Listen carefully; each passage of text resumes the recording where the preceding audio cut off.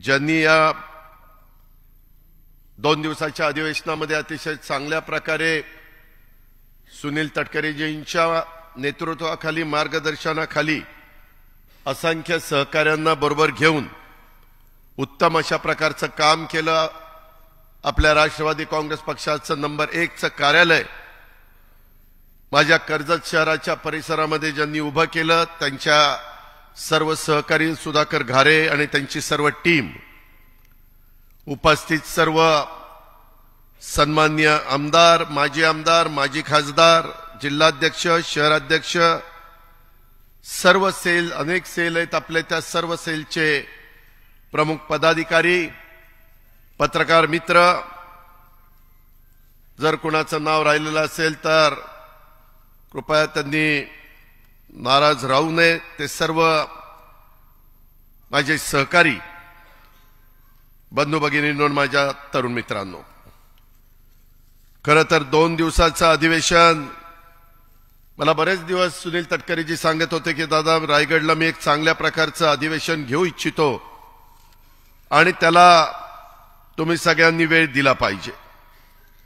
गेले 2 दिवस आपल्या राष्ट्रवादी काँग्रेस पक्षाच्या पदाधिकाऱ्यांचं एक विचार शिबिर, निर्धार नवपर्वाचा वैचारिक मंथन, घड्याळ तेच वेळ नवी, हे होत असताना तुम्ही सगळ्यांनी माझ्या महाराष्ट्रातल्या 36च्या 36 जिल्ह्यातल्या माझ्या सहकाऱ्यांनी, माझ्या वडीलधाऱ्यांनी, माझ्या आया बहिणींनी, माझ्या मुलींनी, माझ्या त्या ठिकाणी सर्व जीवाभावाच्या कार्यकर्त्यांनी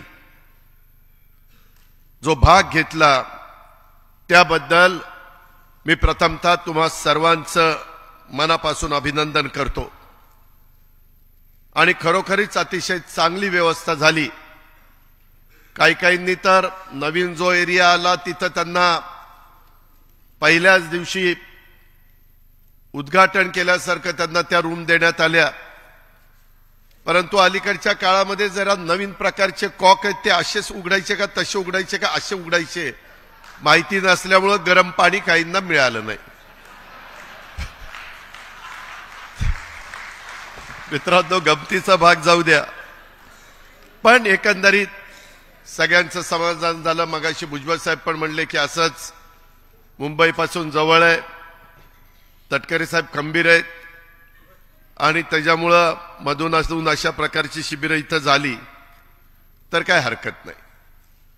मित्रांनो, एक गोष्ट मी महाराष्ट्रातल्या कार्यकर्त्यांना सांगू इच्छितो की हे शिबिर 400 ते 500 लोकांशी मर्यादित असल्यामुळं अनेक कार्यकर्त्यांना मनात इच्छा असताना पण आम्हाला अनेकांना, आमदारांना, मंत्र्यांना, पदाधिकाऱ्यांना की आम्हाला यायचंय, आम्ही पक्षाच्या करता काम करतोय, आम्ही जीवाचं रान करतोय, आम्हाला का बोलवत नाही? कदाचित इथं बसणाऱ्यांच्या पेक्षा अधिक ताकदीचे कार्यकर्ते त्यांना तिथं येता आलं नाही। परवाचंच उदाहरण सांगतो, विलास काल मला भेटला, त्याने सांगितलं नाना काटेला आणि संजोगला बोलवलं नाही। आम्ही ताबडतोब त्या ठिकाणी सांगितलं, कारण शेवटी संख्येला मर्यादा होत्या। अनेक मराठवाडा, विदर्भ, उत्तर महाराष्ट्र, पश्चिम महाराष्ट्र, कोकण या भागातल्या माझ्या सहकाऱ्याला, माझ्या मुंबईतल्या सहकाऱ्यांना यायचं होतं, आमची पण इच्छा होती। शेवटी कार्यकर्ते असले तर संघटना मजबूत होत असते, कार्यकर्ता संघटनेचा कणा असतो आणि त्याच्यामुळे संघटना वाढत असते। आज जरी आपण मर्यादित सहकाऱ्यांच्या उपस्थितीमध्ये हे शिबिर घेतलेलं असलं तर पुढेही आपल्याला दिवस तसे कमीच आहेत, कारण माझा अंदाज आहे, मी काही ज्योतिषी नाही, की मार्चच्या पहिल्या आठवड्यामध्ये लोकसभेची आचारसंहिता लागण्याची शक्यता आहे। मागचं जर रेकॉर्ड बघितलं 2014, 2019, 2009, 2004 तर साधारण त्या काळामध्येच लागलेलं आहे। उद्याच्या 7 तारखेपासून आपलं अधिवेशन आहे। नागपूरला पुरवणी मागण्या आम्ही सादर करू, सभागृह त्या मंजूर करेल, परंतु यंदा मला अर्थसंकल्प सादर करता येणार नाही। साधारण फेब्रुवारीला वोट अँड अकाउंट, इथं 2 माजी अर्थमंत्री दिलीप वळसे पाटील आणि सुनील तटकरे, त्यांना माहिती आहे की तसं करावं लागतं आणि साधारण एप्रिल, मे, जून 2-3 महिन्याचा खर्च मी त्याच्यातनं एकनाथराव शिंदे, देवेंद्र फडणवीस या सगळ्यांच्या नेतृत्वाखाली आपण तो मंजूर करून घेऊ. आणि मग पार्लमेंटची निवडणूक झाल्यानंतर, नवीन सरकार तिथं अस्तित्वात आल्यानंतर आपले एनडीएचे तिसऱ्यांदा ह्या देशाचे पंतप्रधान हे नरेंद्र मोदी साहेब व्हावेत ही आपल्या सगळ्यांची मनापासूनची इच्छा आहे, धारणा आहे.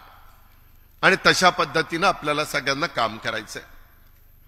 जास्तीत जास्त खासदार 48 पैकी महाराष्ट्रातनं आपल्या एनडीएच्या विचाराचे निवडून आणण्याच्या करता माझ्या राष्ट्रवादी काँग्रेस पक्षाच्या माझ्या सहित सगळ्यांना तिथं प्रयत्नाची शिकस्त करावी लागणार आहे. त्याच्यामध्ये आचारसंहिता सुरू झाली, बाकीच्या गोष्टी होतील. आपल्याला तर आपल्याकडे असणाऱ्या आता 4 जागा, बारामती, शिरूर, सातारा आणि रायगड, ह्या तर आपण लढवणारच आहोत.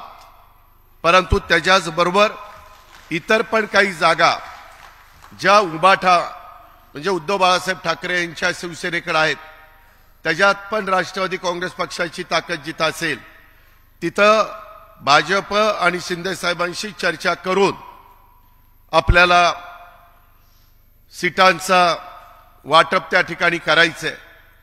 पेपरला बातम्या येतील, मीडियामध्ये बातम्या येतील, लगेच त्याच्यावर तुम्ही विश्वास ठेवून अरे बाबा हे काय चाललंय. अजून आमची अमित शहा साहेब असतील, त्याच्यामध्ये देवेंद्रजी असतील, चंद्रशेखर बावनकुळे असतील किंवा एकनाथराव शिंदे असतील, त्याच्यामध्ये थोडीशी प्राथमिक चर्चा झाली. परंतु आपण ह्या 5 राज्यांच्या सध्या निवडणुका चालू आहेत, त्याच्यानंतर आपण बसूया अशा पद्धतीनं आम्हा लोकांचं ठरलेलं आहे. आणि त्याच्यात इलेक्टिव्ह मेरिट पाहून, त्या भागामध्ये त्या कार्यकर्त्याचं काम पाहून आपण आपली सगळी ताकद एनडीएच्या सगळे घटक पक्षांना बरोबर घेऊन महाराष्ट्रामध्ये चाद्यापासून बांद्यापर्यंत ह्या लोकसभेच्या निवडणुकीचं काम करायचंय. ती पहिली नांदी आहे. हे करत असताना फार कमी काळ असल्यामुळं आपल्याला वेगवेगळे बरीच कामं आहेत. खरं तर आता उद्याच्याला मी संभाजीनगर परिसरामध्ये, जुना औरंगाबाद, त्याच्या दुसऱ्या दिवशी मी रायगड जिल्ह्यामध्ये श्रीवर्धन त्या भागात कार्यक्रम घेतले. त्याच्यानंतर मी सिंधुदुर्गला नेव्हीचा कार्यक्रम नेहमी मुंबईला होत असतो तो ह्यावेळेस पंतप्रधान महोदयांनी सिंधुदुर्ग जिल्ह्यामध्ये घेतलेला आहे. त्याला आम्हाला सगळ्यांना जावं लागेल. आणि मग 5 तारखेला एक दिवस मुंबईमध्ये थांबून 6 तारखेला चैतन्यभूमीला जाऊन तिथं नतमस्तक होऊन तिथं अभिवादन करून डॉक्टर बाबासाहेब आंबेडकरांना मग मी दुपारी नागपूरला त्या बाबतीमध्ये जाईल. यांनाही बऱ्याच जणांना नागपूरला यावं लागेल, कारण चहापानाचा कार्यक्रम असतो, कॅबिनेट असते आणि प्रेस कॉन्फरन्स होती मुख्यमंत्र्यांची. आणि 7 तारखेपासून आपलं अधिवेशन आहे. अधिवेशनामध्ये जे काही आता आज गेले 2 दिवस, पहिल्या दिवशी 14 मान्यवरांनी आपले विचार मांडले, आज 12 ते 13 मान्यवरांनी आपले आपले विचार मांडले. बऱ्याच कार्यकर्त्यांना मला चिठ्ठ्या येत होत्या, सुनीलजींना येत होत्या, इतर सहकाऱ्यांना, सूरजला येत होत्या की मला बोलायचंय. जरूर त्या कार्यकर्त्याला वाटतं की मलाही संधी मिळावी, परंतु वेळेची काही मर्यादा असते आणि त्याच्यामुळं ते आपल्याला उरकावं लागतं. तरी देखील त्याच्यातनं बऱ्याच वेगवेगळ्या घटकांना, वेगवेगळ्या पदाधिकाऱ्यांना, वेगवेगळ्या सहकाऱ्यांना, माझ्या महिला असतील किंवा माझ्या इतर सहकारी असतील, त्या सगळ्यांना संधी देण्याचं काम सुनील तटकरे आणि पक्षाने आणि आम्ही सगळ्यांनी केलेलं आहे. राहिलेल्यांना पण आपण संधी देऊ, त्याबद्दल काही त्यांनी काळजी करू नये. त्या संदर्भामध्ये ह्या सगळ्या गोष्टी घडत असताना साधारण सुनील तटकरे, सुधाकर घारे, अनिकेत तटकरे, शिवाजीराव गर्जे, संजय बोरगे, नरेंद्र राणे ह्या असंख्य कार्यकर्त्यांनी ज्या प्रकारे व्यवस्था केली त्याबद्दल त्यांना हॅट्स ऑफ. खरोखरीच चांगली व्यवस्था झाली आणि त्याच्यामुळं जे चांगलं आहे त्याला चांगलं म्हटलं पाहिजे. फक्त मी सारखं सुनीलजींना तिथं बसल्यावर म्हणायचो एकच भोक राहिले इथं भोक. त्याच्यावरून आठवलं आज या मालकाचं देबाशिष चक्रवर्ती हे जे मालक आहेत. तसंच आमचे बुलढाण्याचे जिल्हाध्यक्ष ॲडव्होकेट नजीर काझी यांचाही आज वाढदिवस आहे. देबाशिष चक्रवर्तींचा वाढदिवस आहे आणि श्याम लांडेचा पण वाढदिवस आहे. ह्या सर्वांना पहिल्यांदा त्यांच्या वाढदिवसाच्या मनापासून शुभेच्छा देतो. त्यांना चांगलं आरोग्य मिळावं, त्यांचे पुढं देखील अतिशय चांगल्या प्रकारे त्यांच्या हातनं कामं घडावीत, कुठंही ते कमी पडू नयेत. आमच्या सगळ्यांच्या शुभेच्छा नेहमीच त्यांच्या पाठीशी राहतील. आणि ह्याच्या व्यतिरिक्त जर इथं समोर असणारा कोण आज वाढदिवस आहे पण नाव घ्यायचं राहिलंय त्यालाही शुभेच्छा देतो. नाहीतर त्याला वाटायचं काय माझंच नाव घेतलं नाही, हीच तिघं ह्याच्या जवळची आहेत का काय कोणाला माहिती. तसं काही नाही. ही माहिती मला मिळाली म्हणून मी त्यांना त्या बाबतीमध्ये शुभेच्छा दिल्यात. ज्यांचं नाव नसेल आलं आज वाढदिवस असेल त्यांना पण many many happy returns of the day अशा प्रकारे मी त्यांना सांगू इच्छितो. मित्रांनो, आपल्या राष्ट्रवादी काँग्रेस पक्षाचा विचार आणि विचारधारा तुम्ही सर्वजण आता आपापल्या भागात जाल त्यावेळेस आपल्या सर्वांच्यावर खूप मोठी जबाबदारी खांद्यावर पडलेली आहे. आम्ही जसं सकाळपासून काम करतो, आज जरा बोलताना संजयनी जरा तिखटमीठच लावलं. 4 वाजल्यापासूनच म्हणले पाणी करतात. आता ह्या दिवसात 4 वाजता अंधार गुडूप असतो, काय अंधारात पाणी करू. जरा पटेल असं बोलावं 6 वाजल्यापासून. पण तुला काही सांगितलं तर तुला जरा क्लिक व्हायला पाहिजे ना. 4ला कसं हा काम करेल, काय बॅटरी लावून काम करेल. त्याच्यामुळं हे थोडंसं व्यवहाराने बोललं की माणसाला पटतं आणि ती आपली संस्कृती आहे, ती आपली परंपरा आहे. आणि म्हणून मित्रांनो, ही जबाबदारी आपल्या खांद्यावर आहे. आपल्या राष्ट्रवादी काँग्रेस पक्षाने नेहमीच त्याचा उल्लेख तटकरे साहेबांनी केला, प्रफुल्लबाईंनी केला, इतर मान्यवरांनी केला, भुजबळ साहेबांनी केला. आणि आपल्यालाही पुन्हा एकदा निक्षून ह्या निमित्तानं ह्या शिबिराच्या सांगू इच्छितो, आपल्या मार्फत महाराष्ट्रातल्या तमाम जनतेला सांगू इच्छितो की राष्ट्रवादी काँग्रेस पक्षाने कायमच युगपुरुष छत्रपती शिवाजी महाराजांच्या रयतेच्या राज्याची प्रेरणा घेऊन शाहू फुले आंबेडकरांच्या विचारधारेला आपण आदर्श मानलेला आहे. आणि स्वर्गीय यशवंतराव चव्हाण साहेबांच्या बहुजनांना सत्तेतून पाठबळ हे आपलं आज सत्तेमध्ये असणारं सूत्र आहे. हे मी ह्याच्या आधी पत्ररूपाने पण अनेकांना कळवलेलं होतं. आज पुन्हा एकदा सर्वांच्या समोर मांडतो. काही जण म्हणतात की या कारणाकरता गेले, काही जण आमच्यावर आरोप करतात की यांच्यावर केसेस होत्या म्हणून त्या थांबाव्यात म्हणून गेले. मित्रांनो, इथं अनेक सहकारी बसलेत. मी, सुनीलजी आणि दिलीपरावांनी तर जवळपास 99 पासून बहुतेक मंत्रिमंडळामध्ये काम आम्ही केलेलं आहे आणि आपल्यालाही आपण त्याचे साक्षीदार आहात आणि त्याच्यामुळे आमच्यावर आरोप झाले नाही असं नाही. परंतु त्याचा उल्लेख काल सुनीलजींनी केला म्हणून मी रिपीट करत नाही. पण त्या संदर्भामध्ये मागही अनेकांच्यावर आरोप झाले. आरोप झाला म्हणजे ती काही वस्तुस्थिती आहे ते सिद्ध व्हायला पाहिजे असतात. चौकशा झाल्या.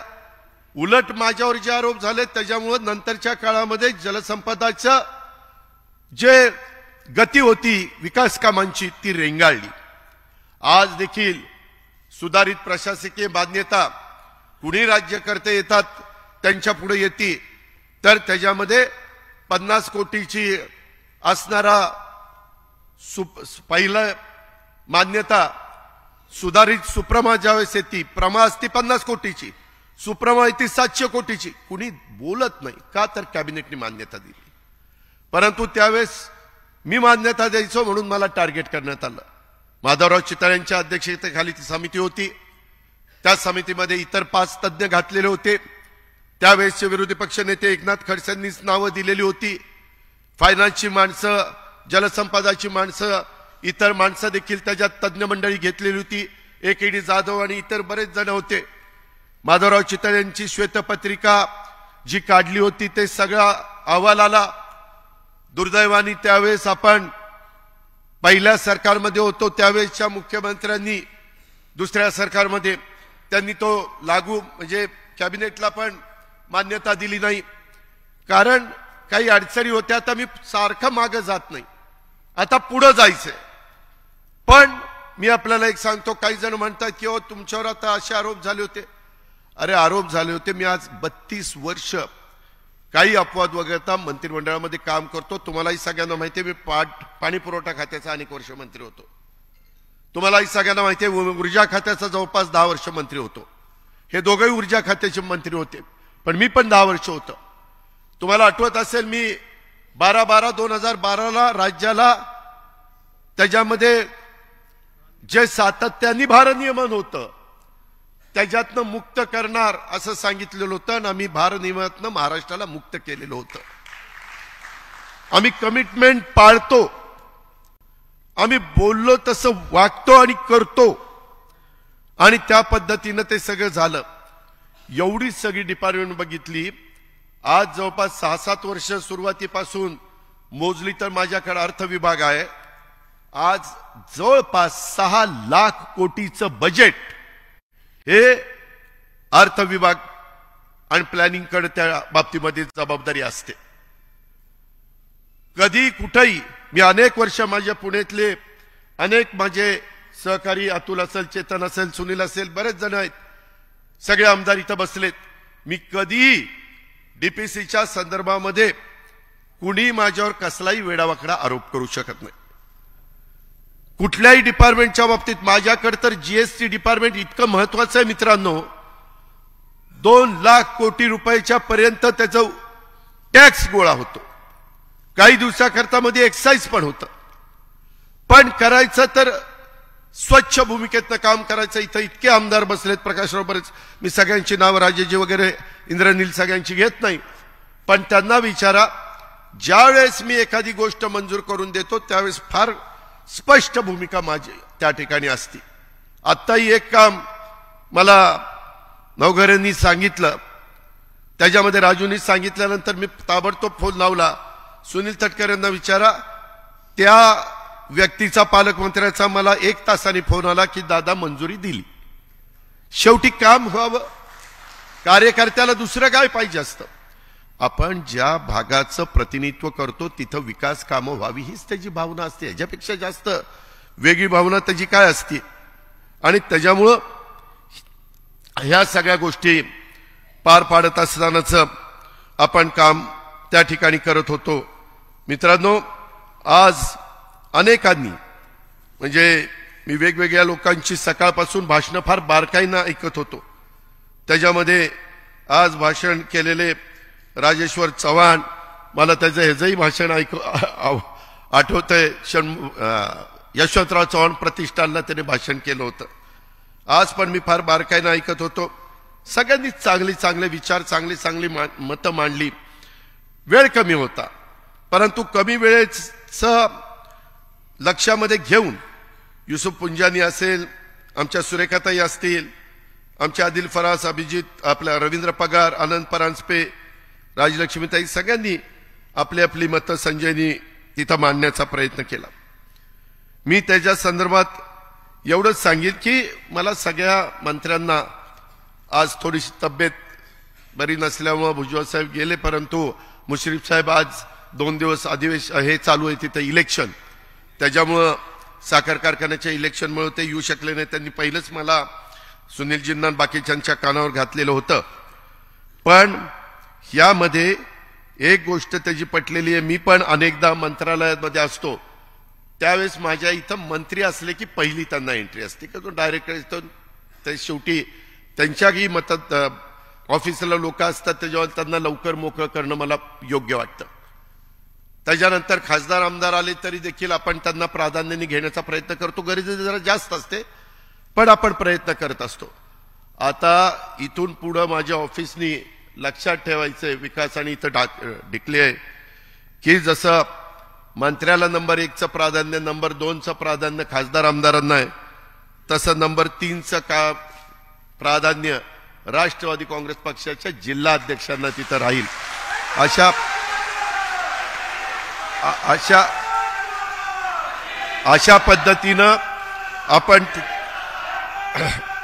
अशा पद्धतीनं माझ्यासहित माझ्या सगळ्या कॅबिनेट मंत्र्यांनी ह्या गोष्टीची नोंद घ्यावी. शेवटी आपण आपल्या जिल्हाध्यक्षाला मान सन्मान प्रतिष्ठा दिली तर त्याला त्या शहरामध्ये त्या जिल्ह्यामध्ये महत्त्व प्राप्त होईल. पण म्हणून राजेश्वर सारखंच रोजच काहीतरी काम आणायचं नाही, म्हणजे ते पण जरा मर्यादितच. शेवटी मिळालेल्या संधीचा उपयोग आपण म्हणतो ना, मिळालेल्या संधीचं सोनं झालं पाहिजे. अशा पद्धतीनं आपण त्या बाबतीमध्ये जाऊ. इतर पण सुनीलजींनी पण नोंद घेतली, मी पण नोंद घेतली, मी काही नोट पण करून घेतलेल्या आहेत. त्याच्यामध्ये तुमच्या ज्या विधायक सूचना आहेत, तुमचे जे खरोखरीच त्याची अंमलबजावणी केल्यानंतर अधिक आपली संघटना, आपला पक्ष, आपली उद्याची वाटचाल, आपल्या लोकांच्या मनातला विश्वास हा दृढ होईल, त्या गोष्टीला प्राधान्य देण्याच्या दृष्टिकोनातनं आम्ही सगळेच जण लक्ष देऊ, ह्याबद्दल काळजी करू नका. आज इतर पण काही कार्यक्रम इथं झाले. राष्ट्रवादी महिला काँग्रेसनी मग रुपाली असेल, दीपाली असेल, बाकीचे सगळे महिला माझ्या असतील, दीपाली पांढरे, रुपाली चाकणकर, ह्या योजना महिलांच्या स्वप्नपूर्तीच्या, महिला सक्षमीकरणासाठी केंद्र व राज्य सरकारकडून योजना सुरू आहेत. आता नरेंद्र मोदींच्या आणि राज्य सरकार एकनाथराव शिंदे वगैरे आम्ही सगळेजण देवेंद्र यांच्या नेतृत्वाखाली ज्या काही योजना चाललेल्या आहेत त्याच्या पण वेगवेगळ्या फिल्म ह्या आपण मोबाईलच्या द्वारे दाखवण्याचं काम सुरू केलेलं आहे. कारण खूप चांगल्या योजना आहेत, केंद्राच्या आहेत आणि राज्याच्या आहेत. या योजना काही कारणांनी माझ्या महिलांच्या पर्यंत, माझ्या युवकांच्या, युवतींच्या, कार्यकर्त्यांच्या पर्यंत, शेवटच्या माणसापर्यंत ह्या पोहोचू शकत नाहीत. त्यामुळे राष्ट्रवादी महिला काँग्रेस पार्टीकडनं योजना आणि व्यवसायासाठी प्रोजेक्ट रिपोर्ट, सबसिडी आणि इतर बाबी सोप्या भाषेत समजावून सांगण्याच्या करता लवकरच एक टोल फ्री नंबर तुम्हाला देण्यात येईल. आणि तो नंबर मिळाल्यानंतर त्याच्यातनं महिलांना अधिक चांगलं काम होण्याच्या करता मदत होणार आहे, त्याचा फायदा देखील तुम्ही सगळ्यांनी घ्यावा, अशी माझी तुम्हाला सगळ्यांना विनंती आहे. राष्ट्रवादी युवती काँग्रेस, अजित पर्व, युवा सर्व, देऊ उभारी घेऊ भरारी, युवती आमची कारभारी, धडाडी पथक, आम्ही कटिबद्ध आहोत समाजाचे प्रश्न सोडवण्यासाठी. आमची सायली दळवी असेल, सोनाली गाडे असेल, अमिलाशा रोकडे असेल, ह्या सगळ्या आमच्या मुलींनी, हे युवतींनी मिळून हे नवीन अभियान केलेलं आहे आणि यांना मार्गदर्शन करण्याचं काम आदिती करत असते. मला ह्या निमित्तानं शिबिराच्या आदितीला सांगायचं आहे की आदिती, तुझ्यावर जबाबदारी आहे, त्याच्यामध्ये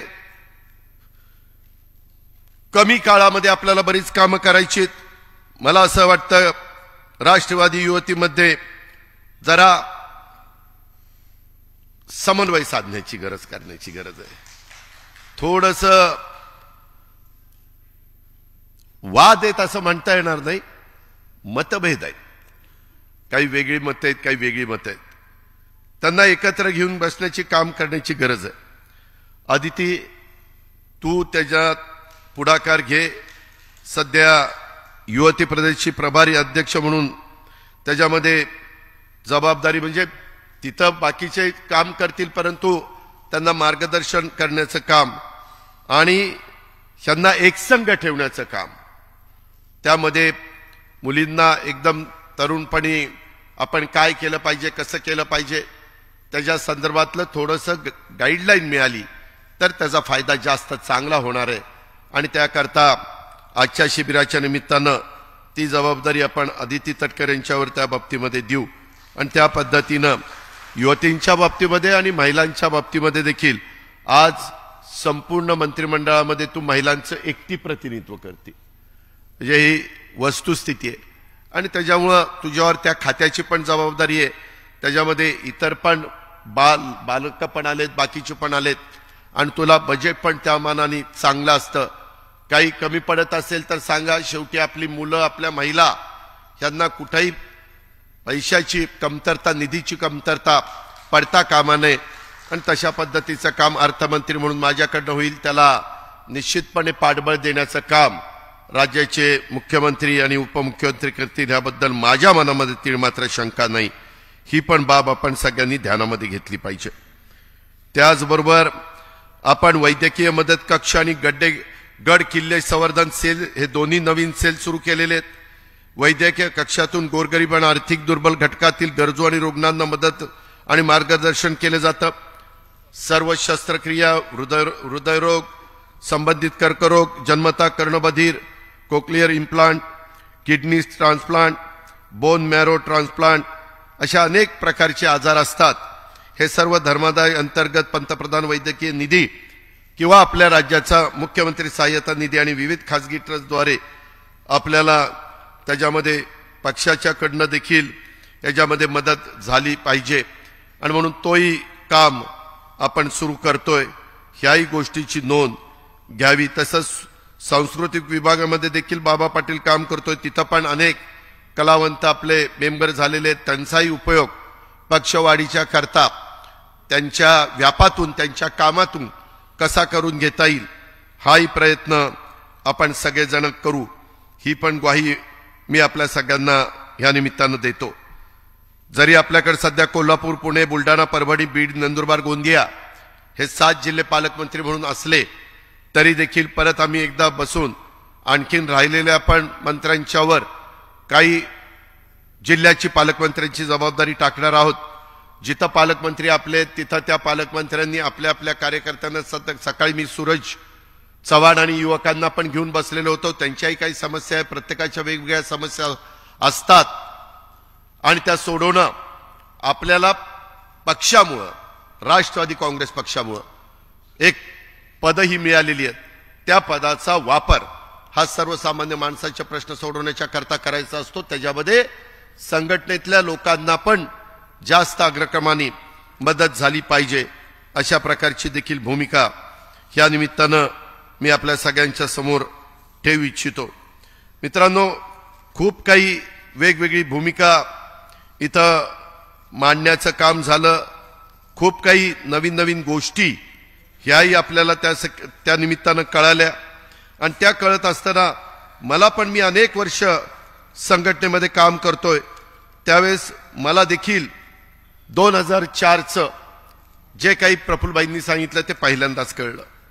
एक गोष्ट खरी आहे, एकेकाळी पूर्वीचा जनसंघ नंतर भाजप ह्या पक्षाच्या संदर्भामध्ये थोडंसं वेगळं बोललं जायचं. बाबा जातीयवादी आहे, ठराविकांचाच विचार करतात आणि अशा पद्धतीनं आपण नेहमी भाजप आणि शिवसेनेपासून बऱ्यापैकी अंतर ठेवून काम करत होतो.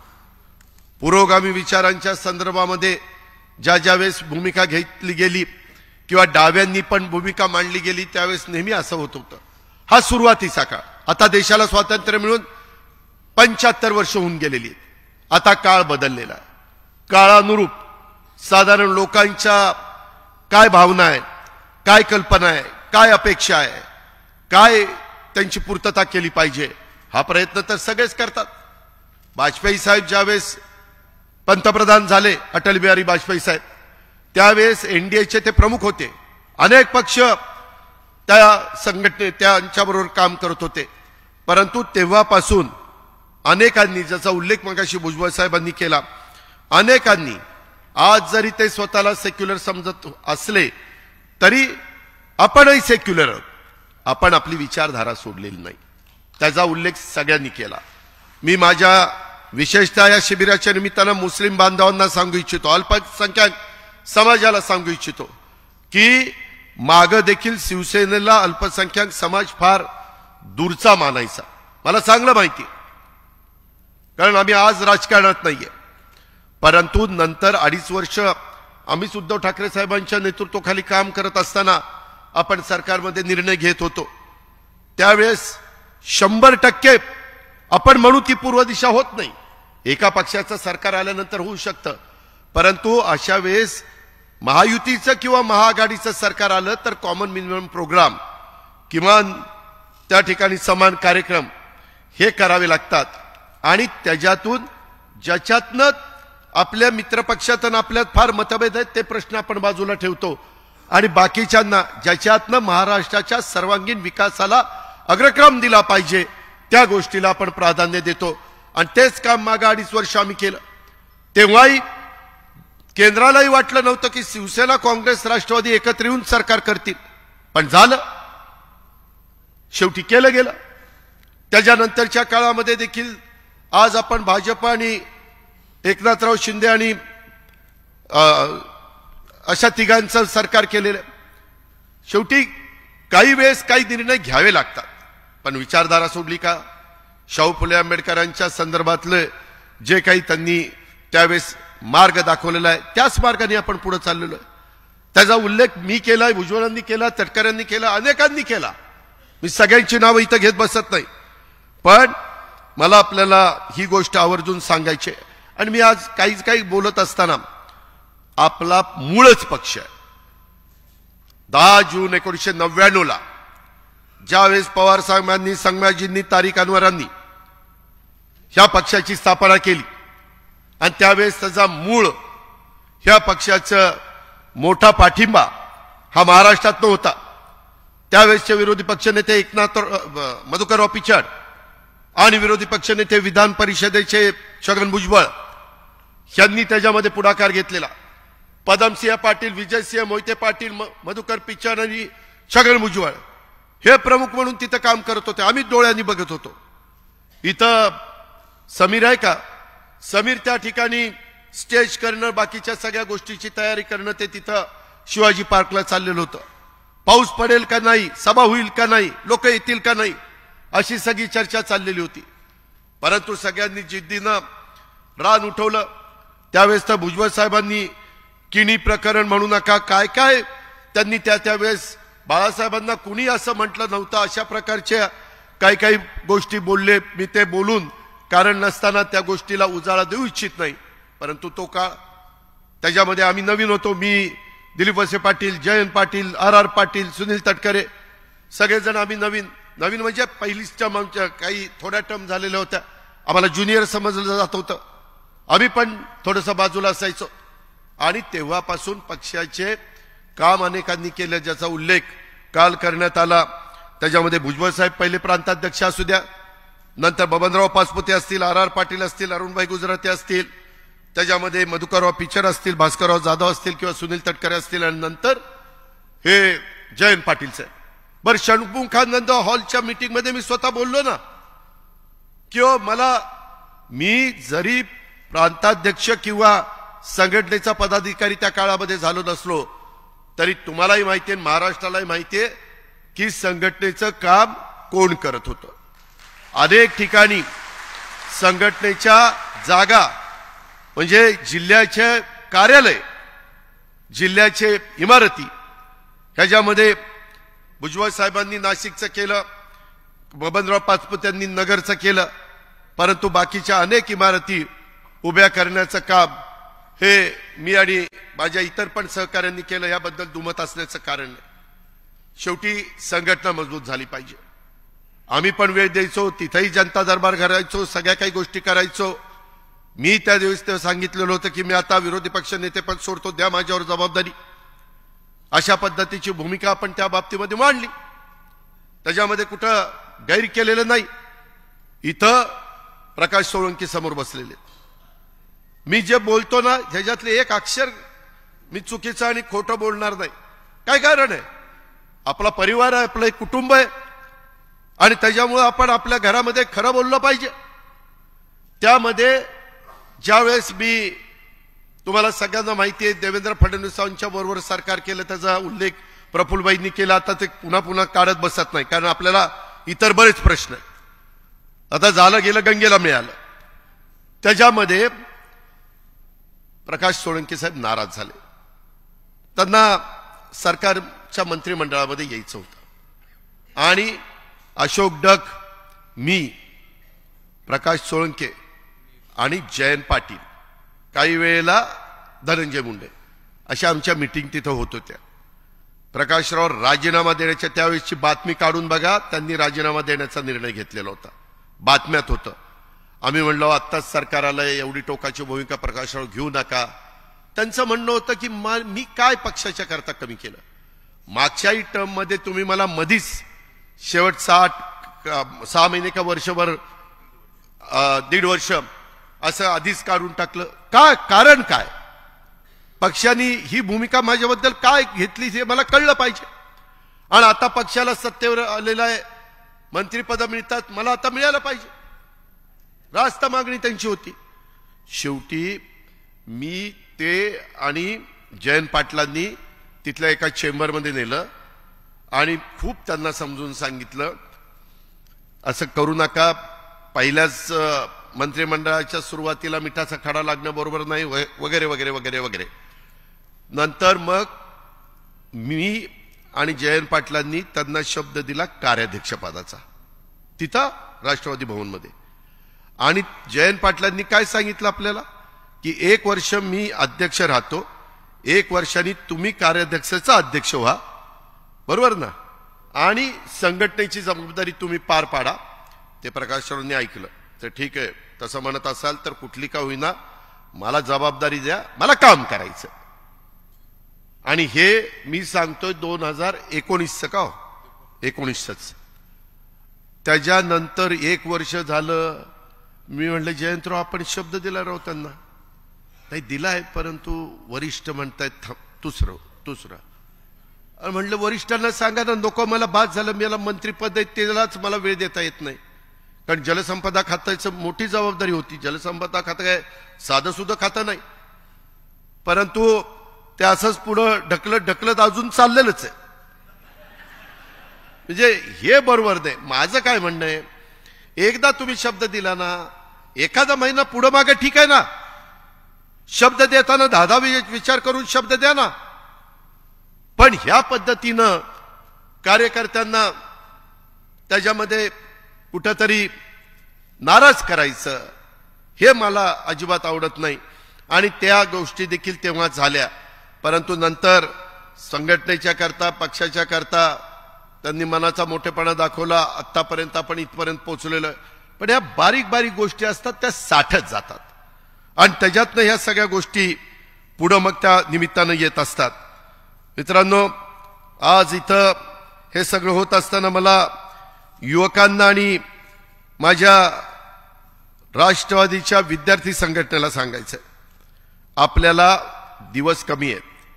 माझी तुम्हाला सगळ्यांना प्रांताध्यक्ष सुनील तटकरेजी, रुपाली चाकणकरजी, त्याच्यामध्ये प्रशांत कदम, सूरज चव्हाण आणि सगळे सेल, यांना सगळ्यांना विनंती, आज तारीख 1 आहे. 1 महिना तुम्हाला सगळ्यांना आपापल्या भागातले पदाधिकारी नेमण्याच्या करता, डिसेंबर एंड पर्यंत सगळे पदाधिकारी, तालुक्याचे, जिल्ह्याचे कार्यकारिणी, तालुका कार्यकारिणी, हे सगळे सेल, रुपाली तुमचे सगळ्यांचे हे सगळे नेमले गेले पाहिजे. मी याला विचारलं, मी त्याला विचारलं, ते सांगतो म्हणलं, मी बघतो म्हणलं, ते तसलं काही नाही. नाही जर झालं तर 31 तारखेला त्याच्यामध्ये नवीन वर्षाच्या सुरुवातीला मग दुसऱ्यावरती जबाबदारी द्यावी लागेल त्या सेलची. हे कृपा करून नोंद घ्या, कारण त्याच्यानंतर जानेवारी फेब्रुवारी 2च महिने आहेत. मार्चला तर आचारसंहिता लागते. आपल्याला वेळ कमी असल्यामुळं जास्तीचं काम माझ्या सहित सगळ्यांना करावं लागणार आहे. हे कृपा करून लक्षात घ्या. थोडासा सगळ्या जिल्हाध्यक्षांनी, सगळ्या सेलच्या प्रमुखांनी, आणि आपण कुठं जातो, काय जातो, ते थोडंसं सगळ्यांनी पहा, त्याचं आत्मचिंतन करा.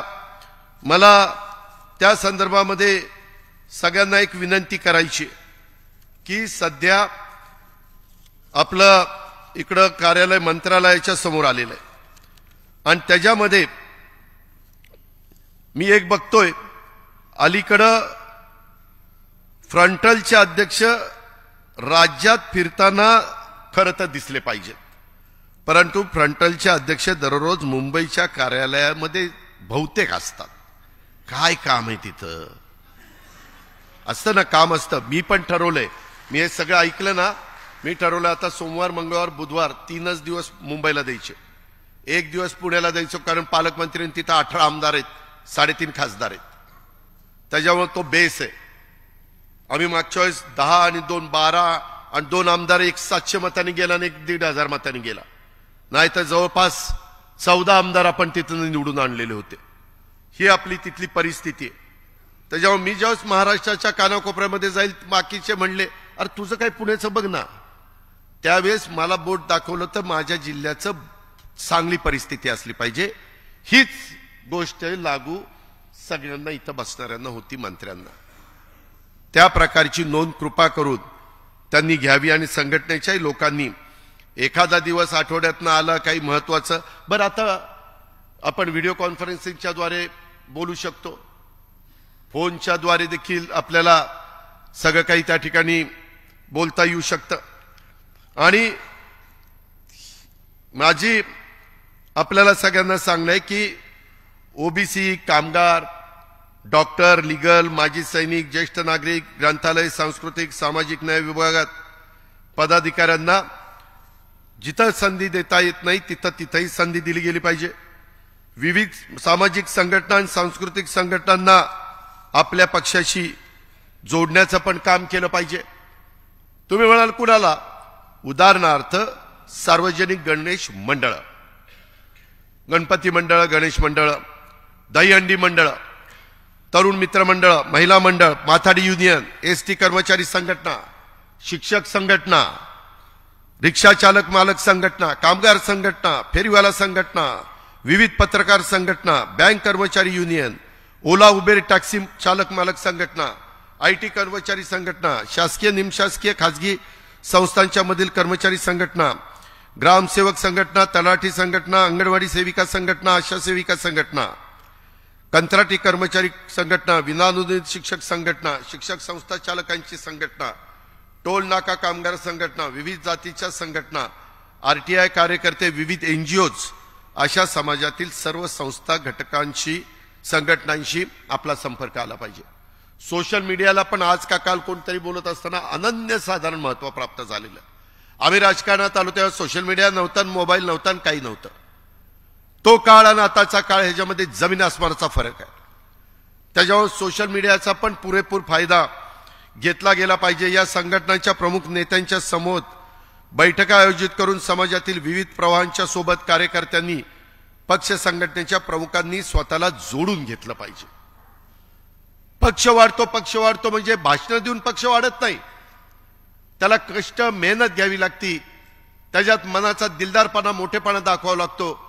सगळ्या जाती धर्माला एक कृतीतनं सिद्ध करावं लागतं की बाबा हा पक्ष आमचाही विचार करतोय. साहित्य, पत्रकार, खेळाडू, कलावंत, डॉक्टर, वकील, सामाजिक कार्यकर्ते अशा समाजात प्रभाव असणाऱ्या विविध क्षेत्रातील व्यक्तींच्या सोबत देखील पदाधिकारी कार्यकर्त्यांनी समन्वय ठेवला पाहिजे. पक्षाचे प्रदेश आणि जिल्हा अध्यक्ष, तालुका अध्यक्ष कार्यालयात नियमित उपस्थित असले पाहिजे. नाहीतर कार्यालय खोलले तिथं कुणी बसायला नाही, असं नाही पाहिजे. कुणी ना कुणी एवढे सेल, एवढे कार्यकर्ते, एवढे पदाधिकारी वाटून घ्या ना दिवस, पण ते तिथं हजर असले पाहिजे. त्याचबरोबर पदाधिकाऱ्यांनी लोकांच्या मध्ये मिसळलं पाहिजे, दररोज लोकांना भेटलं पाहिजे. पक्षाच्या प्रदेश कार्यालयात बसून नेत्यांचे कान भरणारे काही महाभाग असतात. दादा ही लय असं करत होता, हे लयच तसं करत होता, माग तुमचं लयच वाईट बोलत होता. अरे तुला काय घेणे देणे, तू तुझं कर ना. पण हे जे काही आहे त्या महाभागांना, दरबारी प्रवृत्तीच्या कार्यालयीन पदाधिकाऱ्यांना पक्षाचे नेते कधी कधी बळी पडतात. काही काहींना हलक्या कारणाने सांगितलं ना किंवा तू फारच चांगलं काम करतो, आणि बाकीचे म्हणले ना की त्याला काहीच कौतुक केलं नाही की त्यालाही वाटतं की हे आपलं कौतुक करत नाही, ह्याला दूर करा, ही ह्यालाच जवळ घ्या, आणि मग नको त्या गोष्टी त्या बाबतीमध्ये घडतात. त्याच्यामुळं हे सगळं करत असताना पक्ष कार्यालयातील ऑफिस बेअरर पदाधिकाऱ्यांनी देखील पक्षाचं प्रशासन चालवायचं असतं. पक्षाचा कार्यकर्ता पक्ष चालवतो ही बाब प्रत्येकाने लक्षामध्ये ठेवली पाहिजे. फ्रंटल अध्यक्ष राज्यात फिरताना दिसले पाहिजेत, ही पण माझी अपेक्षा आहे. ज्या त्या विभागाच्या प्रमुखांनी आपल्या विभागापुरतं लक्ष घालावं. सर्वच ठिकाणी त्यांनी लक्ष देण्याची गरज नाही. साध्या भाषेत सांगायचं, सर्वच ठिकाणी तिथं नाक खुपसायची गरज नाही. बाकीचे आहेत ना, करू द्या ना त्यांना. त्यांना संधी दिली तर ते संधी म्हणजे काही त्यांच्या मनामध्ये आहे ते दाखवतील ना, त्यांच्या अंगामध्ये जे काही कसब आहे. आम्हाला संधी मिळाली म्हणून आम्ही दाखवलं. जर संधीच दिली नसती तर काहीच नाही. त्याच्यामुळं ह्या सगळ्या गोष्टी करा. आणि काही फ्रंटल अध्यक्ष आपण ज्या समाजाचे आहोत त्याच समाजाची नावं महत्वाच्या पदासाठी सुचवतात असल्याचं लक्षात आलं. कृपा करून तसं करू नका. शाहू फुले आंबेडकर, छत्रपती शिवाजी महाराज, सर्व धर्म समभाव, त्याच्यामध्ये सगळ्या घटकाला ज्याचा उल्लेख मगाशी अनेकांनी केला किंवा महाराष्ट्रातल्या पण अनेक सहकारी भेटले, ज्या पद्धतीनं आपल्याला ज्या जागा आल्या त्या जागेमध्ये वेगवेगळ्या घटकाला प्रतिनिधित्व देण्याचं काम राष्ट्रवादीच्या सगळ्या प्रमुख नेते मंडळींनी केलं. तशा पद्धतीनं तुम्ही पण संघटनेमध्ये एखादं कुटुंब संख्येने एकच असेल पण ते ऍक्टिव्ह असेल तर त्याच्यातला पण एक सदस्य घ्या. तो बरंच काम त्या ठिकाणी करू शकतो. आणि या पद्धतीनं आपण केलं पाहिजे. जबाबदार पदाधिकाऱ्यांनी सर्व समावेशकच असलं पाहिजे. पक्षांतर्गत जातीवाद आणि विशिष्ट हेतू ठेवून केलेलं लॉबिंग अजिबात खपवून घेतलं जाणार नाही. ह्याही गोष्टीची नोंद आपण सगळ्यांनी ह्या निमित्तानं घ्यावी. का पक्षाची संघटनात्मक रचना आणि कार्यकर्ते पदाधिकाऱ्यांच्या अडचणी आव्हान असे अनेक प्रश्न असतात. समान किमान कार्यक्रमावर सरकारमध्ये आपण सामील झालेलो असतो. आपण कार्यकर्त्यांच्यासाठी गाव तिथं राष्ट्रवादी, घर तिथं झेंडा हा कार्यक्रम आहे. पदाधिकाऱ्यांच्यासाठी प्रभाग तिथे राष्ट्रवादी, चौक तिथे झेंडा. आणि पक्षाच्या विविध सेल आणि फ्रंटलच्या विभागावर अतिशय जबाबदारी तिथं आहे. हे पण आपण लक्षात घ्या. मित्रांनो, आपला मूळ पक्ष हा राष्ट्रवादी काँग्रेस पक्ष आहे. ते 30 तारखेला मला तिथल्या कार्यकारिणीने अध्यक्षपदाची जबाबदारी दिली आणि तेव्हापासून मी ती घेतलेली आहे आणि काम करतोय. कोर्ट कचेऱ्या वगैरे ते चालू आहेत, त्याच्यामध्ये तुम्ही लक्ष देऊ नका. लक्ष देणारे लक्ष देतील. तुम्ही तुमचं काम करा. नाहीतर ती चिन्ह मिळेल का रे आपल्याला? आणि काय रे होईल नंतर? मग आपल्याला मिळालं तर ते काय घेतील? अरे काय घेणे देणे तुझं तू बघ ना. तुझं तू बघ ना. आपलं आपल्याला काम करा ना. पण भावकी, आपल्याला जळगाव मधनं बऱ्याच लोकांना निवडून आणायचंय. जोर ठेवा ठेवा ठेवा. त्याच्यामध्ये मला तुम्हाला एक सांगायचंय की खरोखरीच मी कुठंतरी तुम्हाला नावमेद करतो, तुम्हाला कुठंतरी काहीतरी चुकीचं सांगतो असं समजू नका. मी फार स्पष्ट वक्ता आहे. मला छक्केपंजे करता येत नाही. जे काही ते दूध का दूध पाणी का पाणी. काही चुकलं तर आम्ही सांगू भाऊ आपलं चुकलंय आणि मागं झालेलं आहे. काही शब्द आमच्याकडनं चुकीचे गेले ते चव्हाण साहेबांच्या समाधीच्या इथं दिवसभर बसलो होतो. त्याच्या संदर्भामध्ये चुकतं माणसाचं. मी नेहमी सांगतो कार्यकर्त्याला, अरे बाबा काम करतो ती चुकतो. उद्या ह्याच्यातल्या एखाद्याने कामच केलं तर चुकल कसा? कामच करत नाही म्हणजे इथं बोट दाखवलं म्हणजे ती काम करत नाही असं नाही. ते लक्षात घ्या.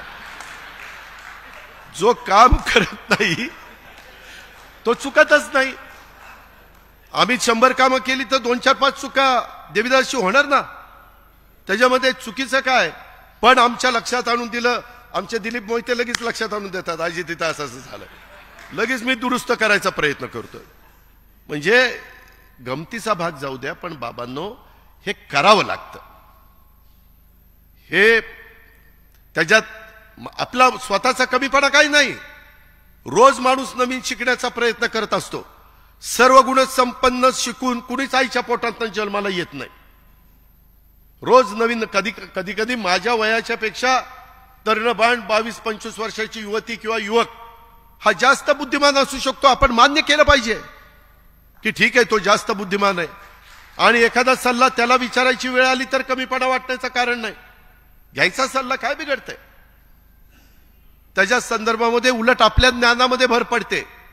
ह्याही गोष्टीचा विचार माझ्या कार्यकर्त्यांनी, माझ्या सहकारी मित्रांनी ह्या शिबिराच्या निमित्तानं त्या ठिकाणी केला पाहिजे. नागरी माझी दुसरी एक विनंती आहे सूरज, तुला तर मी मगाशी सांगितलं ते इतक्या दिवसाच्या आत सगळ्या संघटना आणि माझी आमदारांना आणि सगळ्या लोकप्रतिनिधींना विनंती, तर प्रमुख पदाधिकाऱ्यांना विनंती आहे की तिथं लवकरात लवकर नावं देण्याचा प्रयत्न करा. जे खरोखरीच काम करतात अशांची नावं द्या. त्याच्यामध्ये उगीचच द्यायचं म्हणून नाव देऊ नका.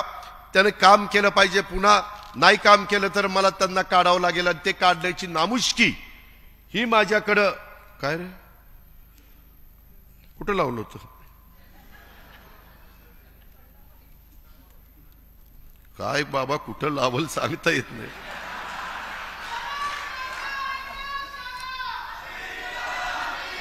तर मित्रांनो, तुझा तालुका कुठला रे? तालुका सांग. तालुका त्याच्याकडे बूथ झालाय का बघितलं पाहिजे, बूथ कमिटी झाली का बघितलं.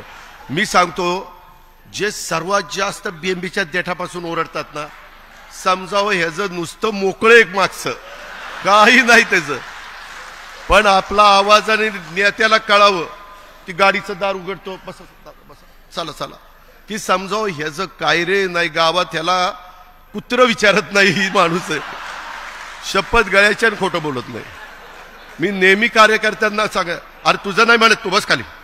त्याच्यामध्ये आपल्याला मी सांगतो, बरेच नेते आम्ही राष्ट्रीय नेते असतो आणि स्वतःचं गाव आमचं नसतं, सरपंच वेगळाच असतो आमचा. असं पण नसावं. आपला वॉर्ड आपल्या बरोबर असला पाहिजे, आपलं गाव आपल्या बरोबर असलं पाहिजे, तर आपल्याला किंमत राहते, तर आपल्याला समाज मानतो. ही गोष्ट लक्षात ठेवा बाबांनो. काही काही गोष्टी नाही पटल्या तरी त्या पटवून घ्याव्या लागतात, त्या अंगवळणी पाडाव्या लागतात. आणि म्हणून माझी तुम्हाला विनंती आहे की या सगळ्याच्या बाबतीमध्ये मला प्रशांतला पण सांगायचं, प्रशांत कदमला आणि संग्राम कोतेला सांगायचंय की तू मागे युवकचा अध्यक्ष काम केलं, विद्यार्थी संघटनेचं काम केलंय, त्याच्यामध्ये उमेशने काम केलंय. त्या संदर्भामध्ये तुम्हाला अनुभव आहे. तुम्ही थोडंसं प्रशांतला गाईड करा, प्रशांतनी पण यांचा ऐका. आणि विद्यार्थी संघटनेमध्ये, कारण काय झालंय, आता सगळ्यात तरुण देशामध्ये आपला तरुण वर्ग आहे, जगात सगळ्यात जास्त तरुण वर्ग आपल्याकडे. परंतु काही वर्षांनी, 20 वर्षांनी ज्यावेळेस 160 कोटीला जाऊ आपण, त्याच्यात काय हाय काही नाही, ते जाऊ तिथं, तर 140 ते 160 होऊ, त्यावेळेस सगळ्यात ज्येष्ठ असणारा जगातला देश हा भारत झालेला असेल. माझी तर मी एक दुसऱ्या 2 गोष्टी थोड्याशा तुमच्या सगळ्यांच्या समोर ठेवतो, सूतवाच करतो. मला काम करत असताना मी नेहमी विचार करतो की पुढं आम्ही पण काही ताम्रपट घेऊन जन्माला आलेलो नाही. आम्हाला माहिती आहे की जनतेचा पाठिंबा, जनतेचा पाठबळ, आशीर्वाद आहे, तोपर्यंत आपण त्या ठिकाणी आहोत. पण मित्रांनो, आपल्याला एक विचार करावा लागेल, पुढच्या पिढीच्या करता आता काही करून 1 किंवा 2 आपत्त्यावर थांबलं पाहिजे. त्याच्याबद्दल कायदा करावा लागला तरी नरेंद्र मोदी साहेबांनी करावा. कुठल्या जातीनं, धर्मानी, पंथांनी कुणी काही सांगितलं नाही, देवानी काही सांगितलं नाही, अल्लांनी काही सांगितलं नाही की कितीही पैदास करा म्हणून. 1 किंवा 2 आपत्त्यावर नाही थांबलो तर काही वर्षांनी ह्या देशाचं अशी परिस्थिती निर्माण होईल, पाणी प्यायला राहणार नाही, इतर घराची व्यवस्था करता येणार नाही. त्यामुळं माझं तर त्या संदर्भात समान नागरी कायदा आणि समान नागरी कायद्याच्या बद्दल एक गैरसमज आहे माझ्या मागासवर्गीयांच्या, आदिवासीमध्ये, आमच्या भटक्यांच्या मध्ये. हा आरक्षणाला ह्याच्यात कुठेही धक्का नाही, ही गोष्ट लक्षात घ्या. समान नागरी कायदा म्हणजे ह्या देशात जन्माला आलेल्या प्रत्येकाला कायदा सारखा. आरक्षण वेगळं, आरक्षण तुमचं राहणारच, ते आरक्षण कुणी काढून घेऊ शकत नाही. कुणी राज्यकर्ते असले तर जी परिस्थिती निर्माण झाली, डॉक्टर बाबासाहेब आंबेडकरांनी त्या काळामध्ये वेगळं सांगितलं होतं, परंतु नंतर अनेक सरकार आली, आरक्षण राहिलंय, मी नंतर त्याच्यावर येणार आहे. पण माझं म्हणणं आहे की समान नागरी कायदा त्याबद्दलचा पण विचार करा, त्याबद्दल काहीतरी भूमिका सर्व राजकीय पक्षांना घ्यावी लागेल. त्याच्यात कुठली शंका कुशंका त्रुटी वाटली तर त्याचा चर्चा करू, चर्चेतनं नेहमी चांगलं बाहेर येतं. पण पुढच्या पिढीचा काय भवितव्य आहे ते देखील आताच्याच राज्यकर्त्यांनी त्या गोष्टीचा विचार करायचा असतो. पुढच्यांनी नंतर आल्यावर नाही म्हणायचं अरे मागच्यांनी आपल्याला हे केलं असतं तर कशाला ही वेळ आली असती, हे म्हणण्याची वेळ त्या बाबतीमध्ये येऊन द्यायची नाही. ह्याच्यात वेगवेगळे मतप्रवाह असू शकतात मी चर्चेच्या करता हे दिलेलं आहे. मी पुन्हा सांगतो, हे चर्चेच्या करता ह्या दोन गोष्टी आहेत. परंतु मागे पण इमर्जन्सीच्या काळामध्ये 75 साली 5 कलमी कार्यक्रम संजय गांधींनी आणला होता, काही जुन्या लोकांना आठवत असेल. पण तो कार्यक्रम नीट राबवला गेला नाही, त्याचा अतिरेक झाला आणि त्याची किंमत त्यावेळेस 77 साली इंदिराजींना मोजावी लागली. आणीबाणी पण होती आणि बाकीच्या पण गोष्टी. त्याच्यावर कुठल्याही गोष्टीचा अतिरेक होऊन द्यायचा नाही, चर्चा करून त्याच्यातनं मार्ग काढायचा. आणि म्हणून हे दोन मुद्दे मी कॉमन मिनिमम आपले हे जे समान नागरी कायदा आणि कुटुंब नियोजन मर्यादित ह्याबद्दलचं त्या 1 किंवा 2 पेक्षा नाही, दोन्ही मुली झाल्या तरी माझ्या वंशाचा दिवा काही लावत नाही. मुली जास्त वंशाचा दिवा लावतात पण पोरं लावत नाही, असा काहींना अनुभव आहे. काहींना नाहीतर मित्रांनो, ह्या सगळ्या गोष्टी करत असताना माझी प्रशांत कदमला पण सूचना आहे. येत्या निवडणुकीच्या साठी राज्यात 60 लाखाहून अधिक विद्यार्थी हे मतदार होणार आहेत. राष्ट्रवादी विद्यार्थी काँग्रेस पदाधिकाऱ्यांनी राज्यात महाविद्यालयात विद्यापीठात विद्यार्थी संपर्क अभियान राबवलं पाहिजे. या संपर्क अभियानात माध्यमातून विद्यार्थ्यांच्या अडचणी आपण समजावून घेतल्या पाहिजे. त्यातल्या रास्त अडचणीवर शासन स्तरावर निर्णय योग्य ते दिले पाहिजेत. घेतलेले निर्णय प्रभावीपणे माझ्या विद्यार्थ्यांच्या पर्यंत पोहोचतात की नाही हेही त्या बाबतीमध्ये बघितलं पाहिजे. त्याच्यामध्ये ज्या शिष्यवृत्ती असते किंवा त्यांना बाकीच्या ज्या सवलती असतात, सुदैवाने मी अर्थमंत्री, तुम्ही मला सांगा की दादा ओबीसीचे त्याच्यामध्ये शिष्यवृत्ती आली नाही, मागासवर्गीयाची आली नाही, आदिवासीची आली नाही, मी लगेच त्याच्यामध्ये लक्ष घालू शकतो. परंतु ते डीबीटी करण्याचं साधारण राज्य सरकारची भूमिका आहे, केंद्राची त्याच्याबद्दलची भूमिका वेगळी आहे. पण त्याचे पैसे त्या कामाच्या करताच उपयोगी यावेत हीच त्याच्या पाठीमागची निश्चितपणे भूमिका आहे. शहरी भागामध्ये युवा संघटना असेल, विद्यार्थी संघटना असेल, यांनी अधिक काम करण्याची गरज आहे. नागरी भागात महानगरपालिकेच्या क्षेत्रातील प्रश्न विषय त्यांनी हाती घेतले पाहिजेत. कारण 50% नागरीकरण, 50% ग्रामीण भाग अशा पद्धतीनं हे विभागणी झालेली आहे. त्याच्यावर शहरी भागातले पण प्रश्न आपल्याला कुणालाच दुर्लक्षित करून चालणार नाही.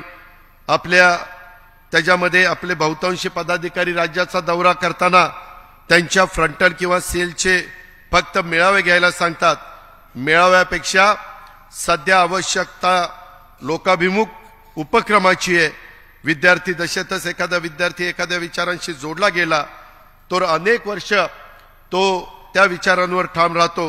ह्या मुद्द्यांवर आधारित आपलं संघटन उभं राहिलं पाहिजे आणि त्याकरता मी मगाशी नावं घेतली त्या सगळ्यांनी काम करण्याची गरज आहे. त्याच्यामध्ये राज्यातील युवा वर्गाचे प्रश्न जाणून घेण्यासाठी आणि त्याला व्यासपीठ उपलब्ध करून देण्यासाठी युवा संपर्क अभियान प्रभावीरित्या राबवून युवकांची सनद तयार करायला लागणार आहे.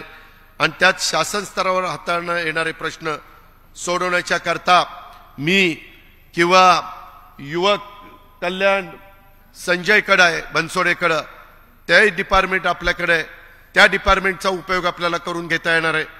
आपल्याकडे फार वेगवेगळी चांगली डिपार्टमेंट आली, त्याच्याकडे खेळाचं डिपार्टमेंट आहे, स्पोर्ट्स, त्याचाही उपयोग तरुण पिढीला चांगल्या पद्धतीने होऊ शकतो.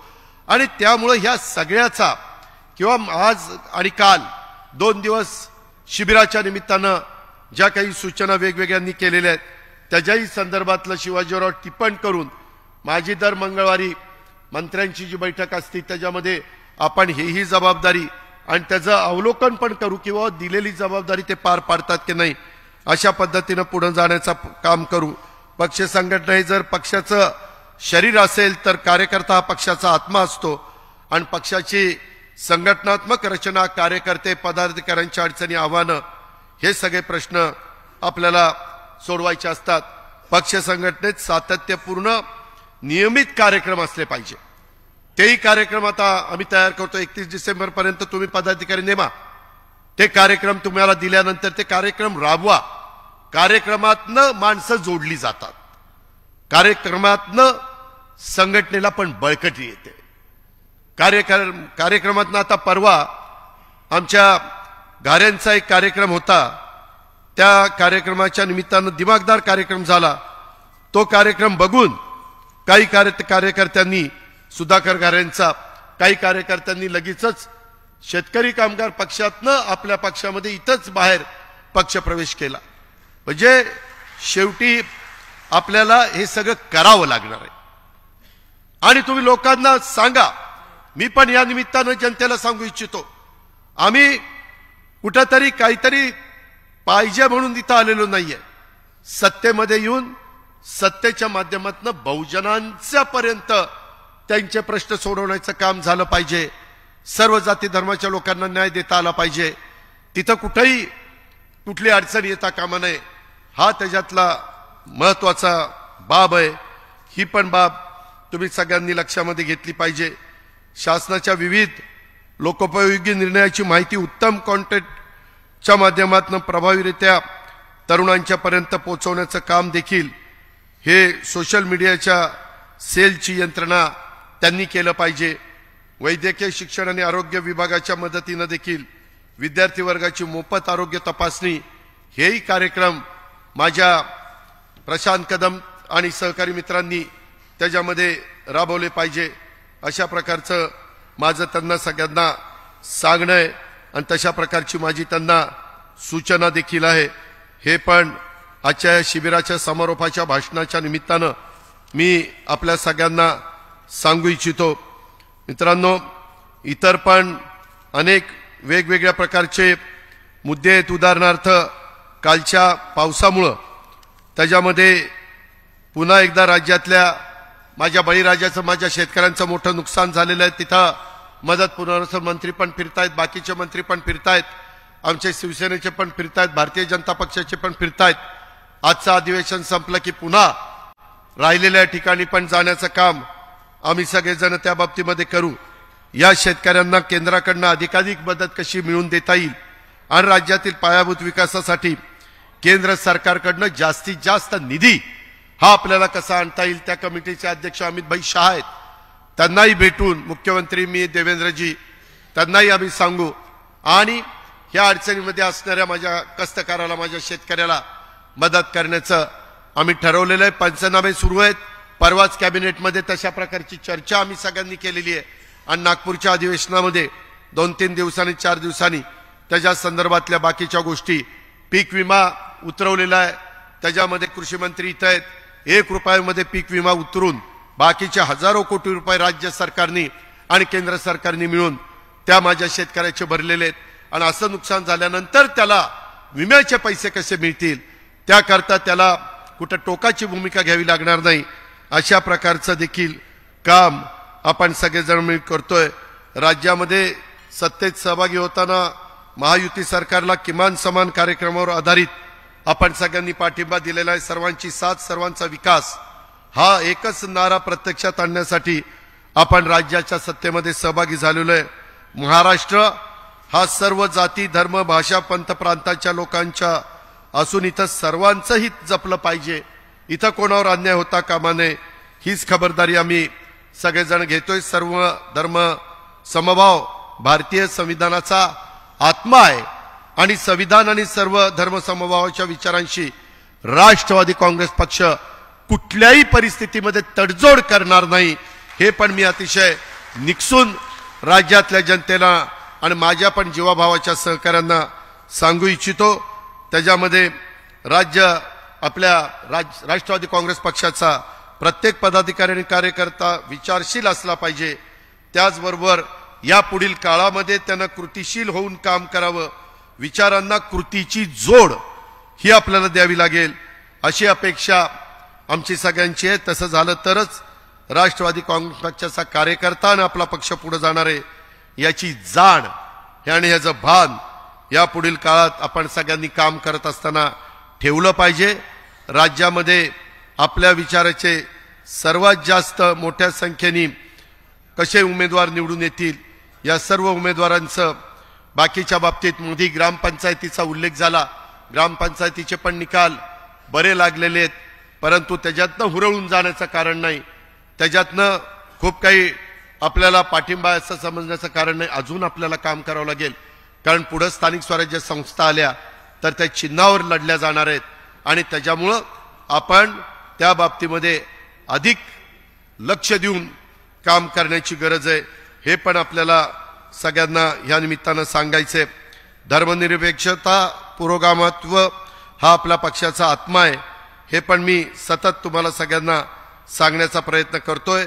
सेक्युलर म्हणणाऱ्यांनी अनेकांनी, आता काही जण म्हणतात की तुम्ही कसं यांच्याबरोबर गेला, जर आम्ही शिवसेनेबरोबर आमच्या वरिष्ठांनी ठरवलं तर जाऊ शकतो. आणि मागं अनेकांनी काय काय घडलं ते सगळं सांगितलेलं प्रफुल्लबाईंनी, त्याचा उल्लेख सुनील तटकरे यांनी पण आपल्या भाषणात केला. परत त्याची ओढत मी बसत नाही, परंतु मला त्याच्या संदर्भामध्ये एवढंच सांगायचंय, आज काही पक्ष हे स्वतःला सेक्युलर आणि दुसऱ्याला जातीवादी समजतात. स्वतःला सेक्युलर समजून घेणारे पक्ष आणि त्यांचे नेते आज इंडिया आघाडी म्हणून एकत्र आलेले आहेत आणि भाजप आणि मित्र पक्षांवर जातीयवादी म्हणून टीका करतायत. देशातले महत्वाचे नेते आणि पक्षांनी कधी ना कधी बीजेपी सोबत सत्ता उपभोगलेली आहे. भाजप सोबत ते गेलेले आहेत. त्यांनी विचारधारा सोडली का? नाही सोडली. ममता बॅनर्जी आज त्या पश्चिम बंगालच्या मुख्यमंत्री आहेत, त्याच्या आधी त्या भाजपच्या सरकारमध्ये मंत्री होत्या ना रेल्वे खात्याचं. त्याच्या संदर्भात फारुख अब्दुल्ला हे पण त्या ठिकाणी मंत्री होते. त्याच्यामध्ये मेहबूबा मुफ्ती, त्याच्यामध्ये नितीश कुमारांनी अनेकदा एकदा इकडे एकदा तिकडे एकदा तिकडे, ठीक आहे, त्यांना योग्य वाटलं त्यांनी केलं, त्याच्याबद्दल आम्हाला काही म्हणायचं नाही. पण आम्ही सेक्युलरवादी आहोत आणि मग त्यांनी निर्णय घेतला तर योग्य, इतरांनी घेतला तर हे लोक जातीवाद्यांच्या बरोबर गेलेले आहेत. त्याच्या संदर्भामध्ये मायावती भाजपसोबत हे जाऊन सुद्धा त्यांनी आपली विचारधारा जपली आणि आपल्या राज्यातल्या देशातल्या विकासासाठी भाजपची साथ देखील दिली. हा इतिहास आहे. हा इतिहास विसरता येणार नाही, नाकारता येणार नाही. ज्येष्ठ समाजवादी नेते आज हयात नाही, जॉर्ज फर्नांडिस यांच्या पुरोगामित्वावर कधी कोणी शंका घेतली नाही. एकेकाळी जॉर्ज फर्नांडिस भाजपचे प्रणित एनडीएचे निमंत्रक होते. त्यांनी खऱ्या अर्थाने देशात पहिल्यांदा भाजपला सत्तेवर आणलं. जर या देशामध्ये जॉर्ज फर्नांडिस यांना भाजपची ॲलर्जी नव्हती तर आम्हाला काय अडचण त्या ठिकाणी आहे? ज्या इंडिया आघाडीला नेता आजपर्यंत ठरवता आलेलं नाही, त्यांना आघाडीच्या लोगोवर एकमत करता आलेलं नाहीये, आघाडीची बैठक कुठं घ्यायची हे ठरवण्यासाठी महिन्यापासूनच अधिकचा कालावधी त्यांना लागतो. अशा परिस्थितीमध्ये असताना हा देश या लोकांच्या हातात सोपवायचा का याचा विचार हा देशातल्या जनतेने केला पाहिजे. गोंधळलेलं राज्य ते विकसित राज्य अशा पद्धतीचा प्रवास त्या बाबतीमध्ये चाललेला आहे आणि त्याच्यामुळं एकंदरीतच उद्योगधंद्यांवर, गुंतवणुकीवर, राजकीय सामाजिक परिस्थितीवर परिणाम होऊ नये म्हणून एक मजबूत सरकार, एक मजबूत नेता ज्यांनी देशाची शान जगामध्ये अनेक राष्ट्रांमध्ये वाढवण्याचं काम केलं, ज्यांनी त्या ठिकाणी G20 आपल्या देशामध्ये भरवण्याचं काम केलं, त्यावेळेस महाराष्ट्राच्या हितासाठी वरिष्ठांच्या मान्यतेने भाजपसोबत जाण्याचा निर्णय घेतलेला होता. हे पण आपल्याला प्रफुल्लबाईंनी, मी आणि अनेकांनी सांगितलेलं आहे. परंतु मुख्यमंत्री देवेंद्रजी झाले, परंतु काहींच्या दुराग्रहामुळे ते सरकार टिकलं नाही. ते सरकार कोणत्या परिस्थितीत स्थापन झालं, त्यावेळेस राष्ट्रवादीच्या नेतृत्वाने आधी कोणती भूमिका घेतली होती, नंतर भूमिका कशी बदलली, हे यापूर्वी मी अनेकदा सांगितलं, पुन्हा पुन्हा मी सांगत बसत नाही. परंतु राजकारणात, समाजकारणात काम करताना दिलेला शब्द पाळणारा मी कार्यकर्ता आहे आणि त्याच्यामुळं मी शब्दाचा पक्का माणूस असल्यामुळे प्रसंगी राजकीय नुकसान सहन करून देखील शब्द पाळण्याची माझी तयारी असते. म्हणून महाराष्ट्रात आज शब्दाचा पक्का अशी माझी काही प्रमाणात का होईना ओळख आहे, हे कुणी नाकारू शकत नाही. एकच हे आपण सगळ्यांनी लक्षामध्ये ठेवावं. महाराष्ट्र हे देशातलं क्रमांकाचं 1चं राज्य आहे. देशात अस्थिरता असेल तर काय देशाचं वाटोळं होतं हे पाकिस्तानचं उदाहरण त्या ठिकाणी घ्या. पाकिस्तानचे देशाची सारखी अवस्था कशी झालेली आहे, तिथं कधी काय होईल, तिथला पंतप्रधान सुद्धा कधी जेलमध्ये जाईल याची शाश्वती देता येत नाही. अशा परिस्थितीत देशाचा विकास होत नाही, देशात गुंतवणूक होत नाही, परदेशी गुंतवणूकदार येत नाही, उद्योजक येत नाही. प्रश्न सुटण्याच्या ऐवजी प्रश्न वाढत जातात. जे श्रीलंकेला घडलं, जे पाकिस्तानला घडतंय, केंद्रात एकमुखी भाजपची सत्ता असल्याने जगाच्या भारताकडे पाहण्याचा दृष्टिकोन बदललेला आहे. नरेंद्र मोदी यांच्यासारखं विकासाचा दृष्टिकोन असणारं नेतृत्व मिळाल्यानंतर भारताला जागतिक मान्यता मिळालेली आहे. तुम्ही एक आठवा, पंतप्रधान देवेगौडा किती दिवस पंतप्रधान होते, आय के गुजराल, चंद्रशेखर किती दिवस पंतप्रधान होते. अस्थिर वातावरण असणाऱ्या काळात किती विकास झाला हा अभ्यासाचा विषय, त्यावर मला अधिक भाष्य करायचं नाही. परंतु देशाच्या विकासाच्या करता खमकं नेतृत्व लागतं. ते खमकं नेतृत्व आज मोदी साहेबांच्या रूपाने आपल्याला मिळालेलं आहे. ही वस्तुस्थिती नाकारता येत नाही. कोणी नाही म्हटलं तरी ते सत्य रपवता येत नाही. आणि त्याच्यामुळं त्यांना पाठिंबा देत असताना राज्यामध्ये देखील खमकेपणाने राज्य चाललं पाहिजे. याकरता राष्ट्रवादी काँग्रेस पक्षाने काम केलं पाहिजे. त्याकरता जास्तीत जास्त खासदार आमदार निवडून आणण्याच्या करता आपण त्या बाबतीमध्ये प्रयत्न केले पाहिजे. त्याच्यामध्ये आपल्या देशात किंवा राज्यामध्ये युती आघाड्यांचं सरकार आता काही नवीन राहिलेलं नाहीये.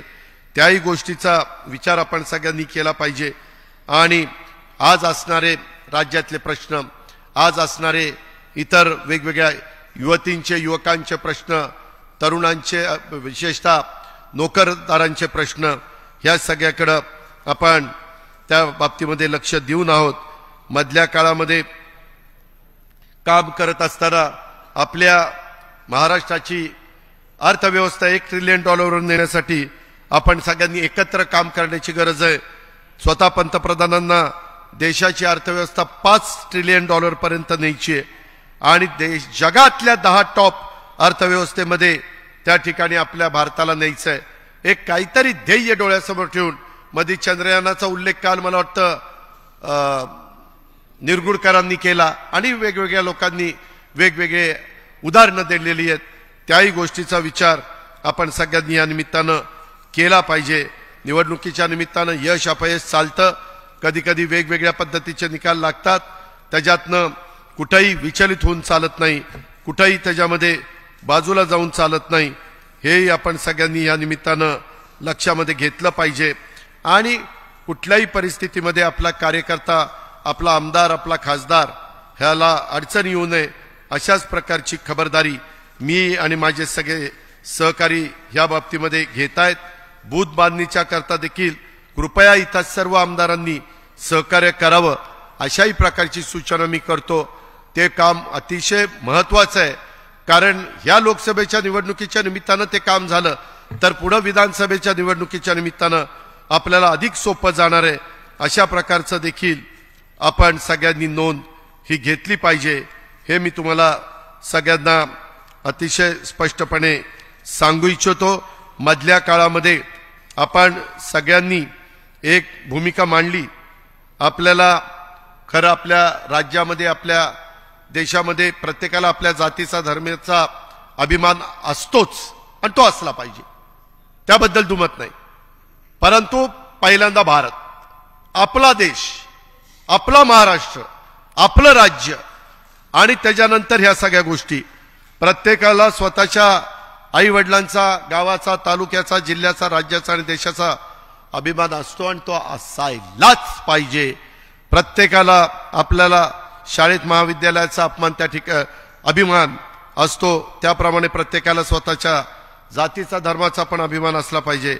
आपला हा अभिमान जपत असताना माझी महाराष्ट्रातल्या तमामांना विनंती आहे, तमाम जनतेला, सर्व जाती धर्माच्या नेत्यांना, कार्यकर्त्यांना, की आपला हा अभिमान जपत असताना इतर समाजाबद्दल, इतर जातीबद्दल, इतर धर्माबद्दल द्वेष किंवा आकस हा मनामध्ये ठेवू नका. याची आपण सर्वांनी काळजी घेतली पाहिजे. आपल्या बोलण्यातनं, वर्तणुकीतनं अनावधाने देखील असे प्रकार घडत नाहीत ना, याची काळजी प्रत्येकाने घ्यावी. एखाद्या समाजाचा प्रश्न सोडवत असताना इतरांवर अन्याय होणार नाही याची काळजी सत्ताधारी म्हणून आपल्याला घ्यावीच लागेल. एखाद्याच्या समाजाचा मागासलेपणा काळानुरूप बदल झाला असल्यास त्याचं मागासलेलं पण पुन्हा तपासणं आवश्यक असतं. मात्र या कामासाठी वेळ लागतो, हे ध्यानात ठेवा. हे विशेषतः मराठा समाजाच्या तरुणांनी ध्यानामध्ये ठेवलं पाहिजे. एखाद्या समाजाला आरक्षण देताना त्या समाजाचा इम्पिरिकल डेटा आणि त्याचं मागासलेपण सिद्ध होणं, या दोन गोष्टी अतिशय आवश्यक आहे. माग पृथ्वीराज बाबांच्या वेळेस दिलेलं आरक्षण हायकोर्टात टिकलं नाही. देवेंद्रजींच्या काळातलं दिलेलं आरक्षण हायकोर्टात टिकलं, ते सुप्रीम मध्ये टिकलं नाही. इम्पिरिकल डेटा असल्याशिवाय आणि तो शास्त्रोक्त पद्धतीनं गोळा केल्याशिवाय वैधानिक पातळीवर तो टिकत नाही. म्हणूनच जातनिहाय जनगणना झाली पाहिजे. कारण कधी काळी झाली, स्वातंत्र्य म्हणून 75 वर्ष झालीत. मी मागं पण बोललो, एकदा कळू द्या ना नक्की कोण किती संख्येने आहेत ते. आणि म्हणून जातनिहाय आम्ही सभागृहामध्ये पण दिलीपराव एकमताने ठराव केला होता, नाना पटोले अध्यक्ष असताना एकमताने. आणि त्याच्यामध्ये जातनिहाय त्याच्या संदर्भातलं जनगणना झाली पाहिजे. जोपर्यंत प्रत्येक समाजाची नेमकी आकडेवारी समोर येत नाही तोपर्यंत कुठल्या समाजाला किती आरक्षण द्यावं याचा अंदाज त्या ठिकाणी येत नाही. आणि म्हणून आत्ताचं जे काही वातावरण आहे, सध्या तुमच्या माझ्या राज्यामध्ये जाती जातीत भांडणं उभी राहण्याचं जे सामाजिक चित्र आहे ते दुर्दैवी आहे. हे पाहता आज महाराष्ट्राला पुन्हा महापुरुषांच्या विचाराकडे घेऊन जाण्याची गरज आहे असं मला वाटतं. आपल्याला पुन्हा एकदा आपल्या इतिहासाकडे वळून बघण्याची गरज आहे. मित्रांनो, छत्रपती शिवरायांनी 18 पगड जातीला बरोबर घेऊन स्वराज्य निर्माण केलेला आपण छातीठोकपणे सांगतो. तो इतिहास ऐकल्यानंतर आज देखील एकदम अंगावर शहारे येतात. आणि हे सगळं होत असताना त्याच्यामध्ये आज मात्र एकमेकात 18 पगड जातीमध्ये देखील भांडणं होतात का काय? मित्रांनो, ही आपला महाराष्ट्र आपल्या छत्रपती शिवरायांचा, महात्मा फुल्यांचा, डॉक्टर बाबासाहेब आंबेडकरांचा, शाहू महाराजांचा त्यांच्या स्वप्नातला महाराष्ट्र हाच आहे का? अशा प्रकारचा प्रश्न कधीतरी वेगवेगळ्या कार्यकर्त्यांना पडतो. मला एक गोष्ट सांगायची, गुरुदेव रवींद्रनाथ टागोरांनी आपल्याच देशाचं राष्ट्रगीत म्हणताना जनगणमन लिहिताना त्यात काय लिहिलंय? पंजाब सिंध गुजरात मराठा. पंजाब आहे, सिंध पण तेव्हाच होतं, त्याच्यामध्ये गुजरात पण आहेच राज्य, पण मराठा त्यांनी महाराष्ट्र असं म्हटलेलं नाही. कारण हा देश पूर्वीपासून महाराष्ट्राला मराठा म्हणून ओळखतो. सगळे महाराष्ट्रीयन ते मराठा म्हणून त्या ठिकाणी ओळखले जात होते. आणि मराठा ही महाराष्ट्राची अस्तित्वाची निगडीत अशा प्रकारची ओळख आहे. अटकेपार मराठ्यांनी झेंडे रोवले असं म्हटलं जायचं, तेव्हा त्यात सर्व जाती मराठ्यामध्ये समाविष्ट होतात असायच्या. सेनापती बापट उगच म्हणाले नाहीत की महाराष्ट्र मेला तर राष्ट्र मेले, मराठा विना राष्ट्रगाडा न चले. अवघ्या देशात पहिलं आरक्षण देणारे छत्रपती शाहू महाराज आपल्याच कोल्हापूरचे. आणि त्यांचा आज आरक्षणाच्या निमित्तानं काही ठिकाणी फोटो लावताना दिसत नाही. पुण्यश्लोक अहिल्यादेवी होळकर यांनी महाराष्ट्रासाठी एक आदर्श अशा प्रकारचं काम केलं. त्यांनी केलेलं कार्य एका समाजाच्या करता नव्हतं, सर्व समाजाच्या कल्याणाच्या करता होतं. त्यांच्या बारव, त्यांच्या पाण्याच्या वेगवेगळ्या प्रकारच्या केलेल्या व्यवस्था, त्यावेळेसची बांधणी. जननायक राघोजी भांगरे यांनी फक्त आदिवासीसाठी त्या काळामध्ये उठाव केला नाही, हे डॉक्टर लामटे आपल्यालाही माहिती आहे. आणि त्याच्यामुळं शेतकऱ्यांच्या हक्कासाठी ते त्यावेळेस ब्रिटिशांच्या बलाढ्य सत्तेविरुद्ध लढले.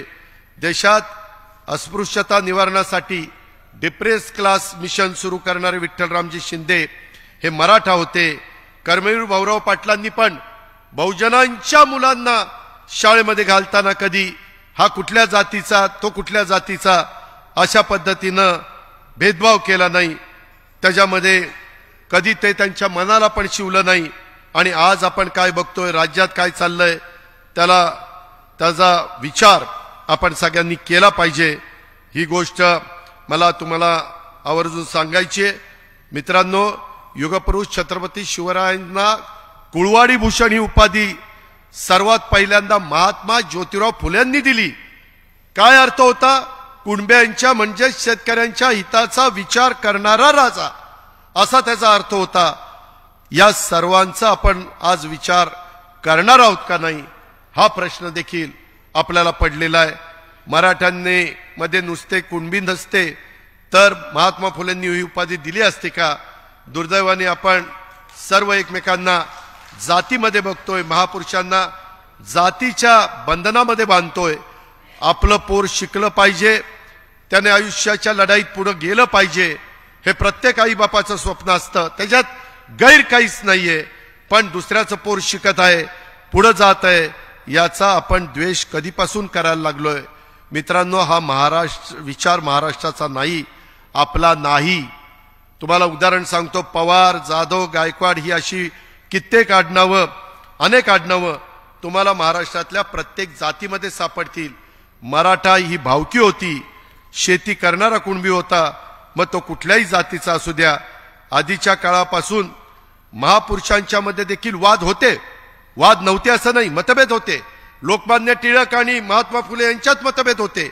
मात्र टिळकांना न्यायालयात मदत करणारे तेच महात्मा ज्योतिराव फुले याच मातीतले होते, हे देखील विसरून चालणार नाही.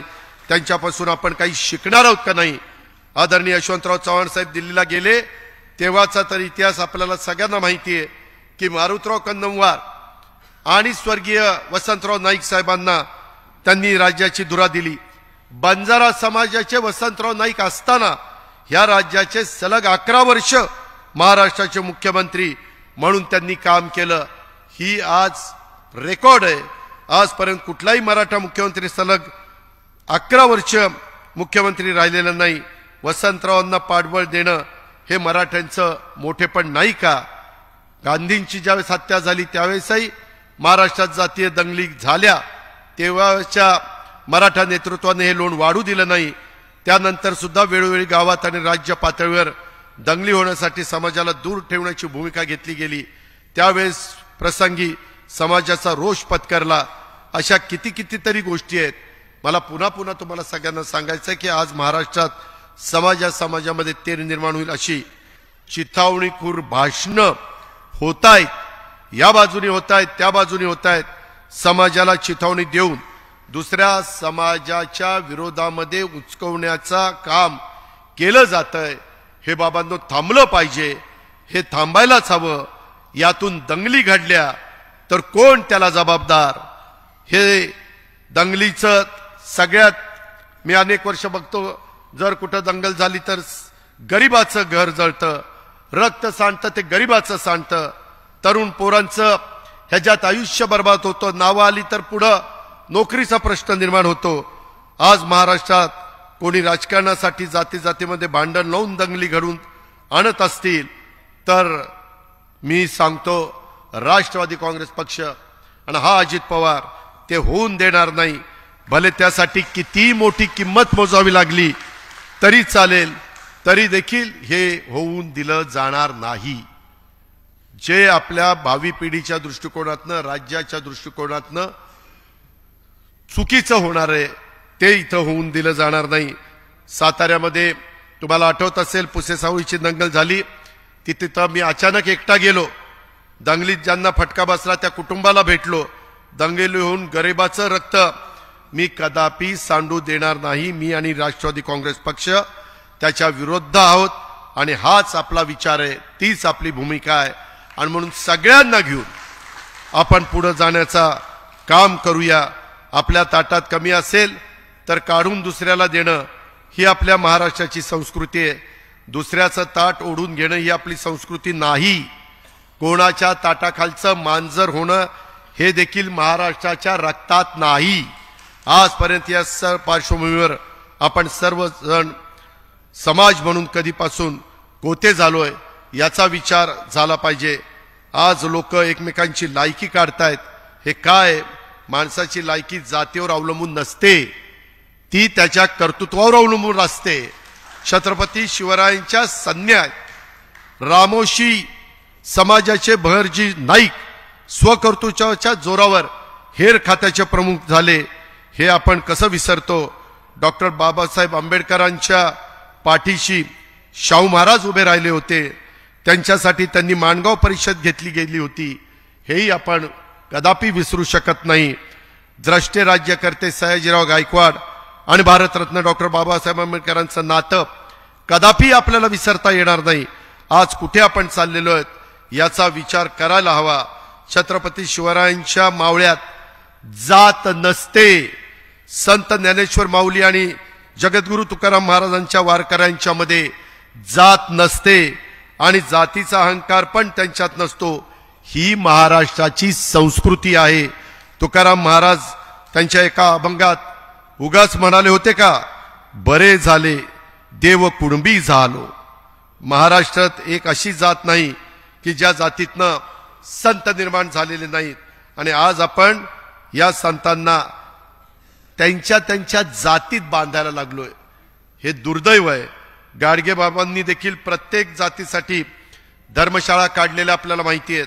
फक्त स्वतःच्या जातीसाठी त्यांनी विचार केला नाही. राष्ट्रसंत तुकडोजी महाराजांनी देखील राष्ट्राचा आणि गावाचा विचार त्यांच्या ग्रामगीतातून मांडला. हेही नवीन पिढीनं विसरू नये, सगळ्या नेतेमंडळींनी विसरू नये.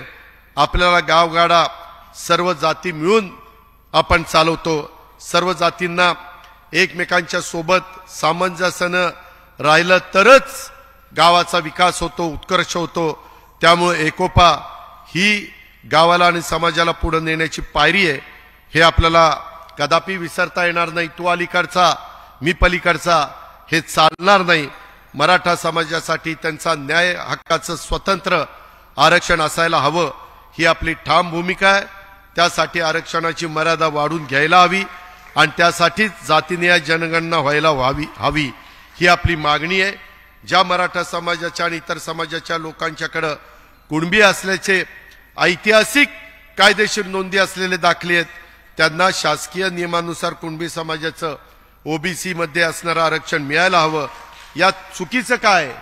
कायदेशीर प्रक्रिया पार पाडून लोकांनी लोकशाही मार्गाने आरक्षण मिळण्याचा अधिकार कोणी कोणाचा हिरावून घेऊ शकत नाही. जाती जातीत दंगली करण्याची भाषा आणि कृती कृपा करून या शिवरायांच्या महाराष्ट्रामध्ये कुणी करू नये. एकमेकांना धमक्या ह्या कुणी देऊ नये. हा अजित पवार राजकारणात असेपर्यंत कोणालाही दंगली घडून गरिबांचं रक्त सांडायला देणार नाही. कोणाला तरी चिथावणी तसंच पोराबाळांचं करिअर उद्ध्वस्त होऊ देणार नाही. हीच माझी भूमिका आहे, हीच राष्ट्रवादी काँग्रेस पक्षाची भूमिका आहे. हाच आपला विचार आहे. हाच विचार आणि संदेश घेऊन आपल्याला भागाभागामध्ये जायचं आहे आणि आपल्या सगळ्यांची भूमिका त्या ठिकाणी मांडायची आहे. मित्रांनो, एकीकडं हे इतिहासाकडे बघत असताना वेगवेगळ्या गोष्टी आपण पाहतो. माझी आपल्याला विनंती आहे की आम्ही एकनाथराव शिंदे, देवेंद्र फडणवीस, आम्ही सगळेजण, माझी सगळ्या लोकप्रतिनिधींना, महाराष्ट्रातल्या तमाम जनतेला, शेवटच्या माणसाला विनंती आहे की वेगवेगळ्या समाजाला दिलेल्या आरक्षणाला कोणत्याही प्रकारचा धक्का न लावता, त्याच्यामध्ये जसं मध्ये बिहारनी पण मला वाटतं 10% आरक्षण वाढवलं, ती काहीतरी कॅप होती 50%ची, ती कॅप देखील त्यांनी वाढवली. आपण मागं इजाबिजा झालेली आहे, तेव्हा हायकोर्टात आणि सुप्रीम कोर्टात ते टिकलं नाही. आता तिजा होऊन द्यायची नाही.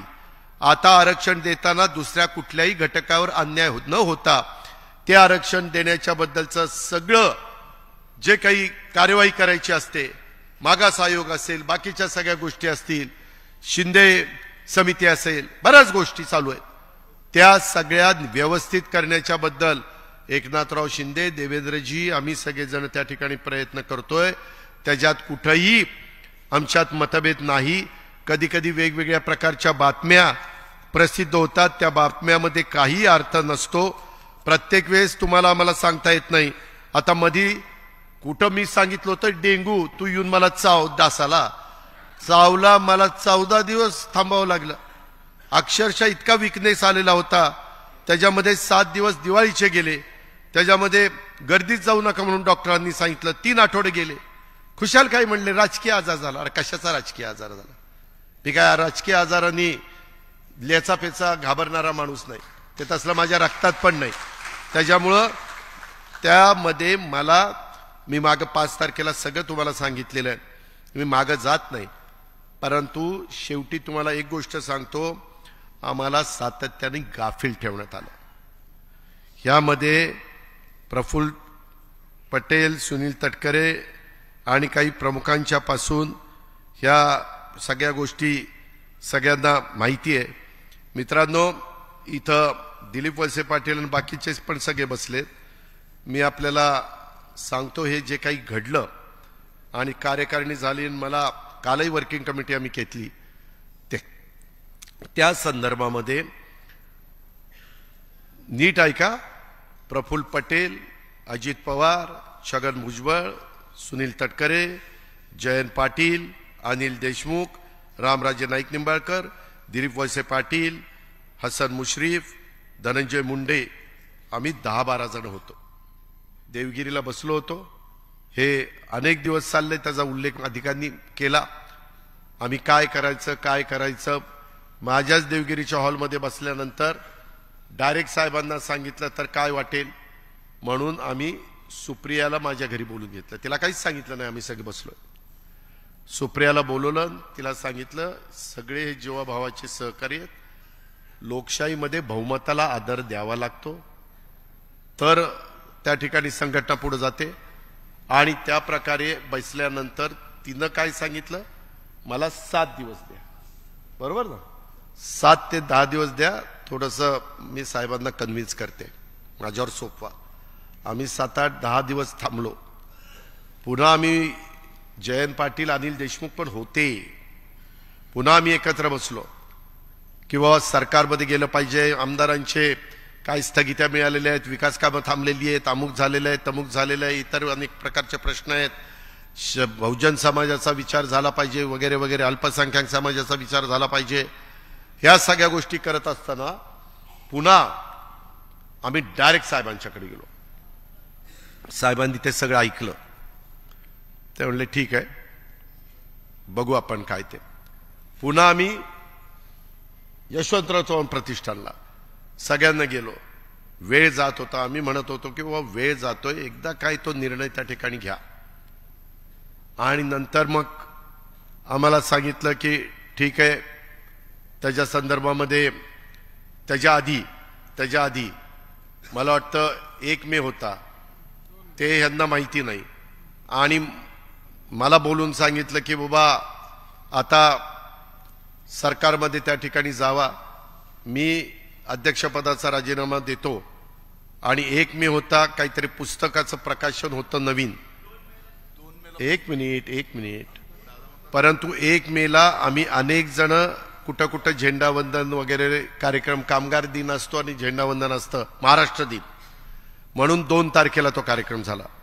2 तारखेला यांना कुणाला माहिती नाही. घरातल्या फक्त 4घांना माहिती होतं आणि ते राजीनामा देणार होते. तशा पद्धतीने राजीनामा दिला. 15 लोकांची कमिटी तिथंच जाहीर केली आणि त्यांनी बसावं आणि अध्यक्ष निवडावा.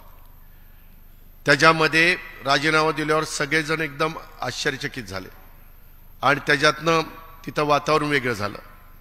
आणि मग नंतर ते घरी गेले. घरी गेल्यानंतर वेगवेगळ्यांनी वेगवेगळी प्रतिक्रिया त्या ठिकाणी दिली. मित्रांनो, इथं आनंद परांजपे बसलाय, इथंच आहे. आणि जितेंद्र आव्हाड यांना राजीनामा दिल्यानंतर सगळीकडं मीडियात आल्यानंतर त्यांना बोलून घेतलं आणि त्यांना सांगितलं की उद्यापासून चव्हाण प्रतिष्ठानला काही लोक, महिला, युवक वगैरे पाहिजे आणि त्यांनी तिथं आंदोलन करायचं. अरे आम्हाला सांगा ना, म्हणजे राजीनामा परत घ्या. मला काही कळलं नाही हे का. मला कळलंच नाही माणिकराव का. म्हणजे जर द्यायचा नव्हता तर कोण नाही द्यायचा.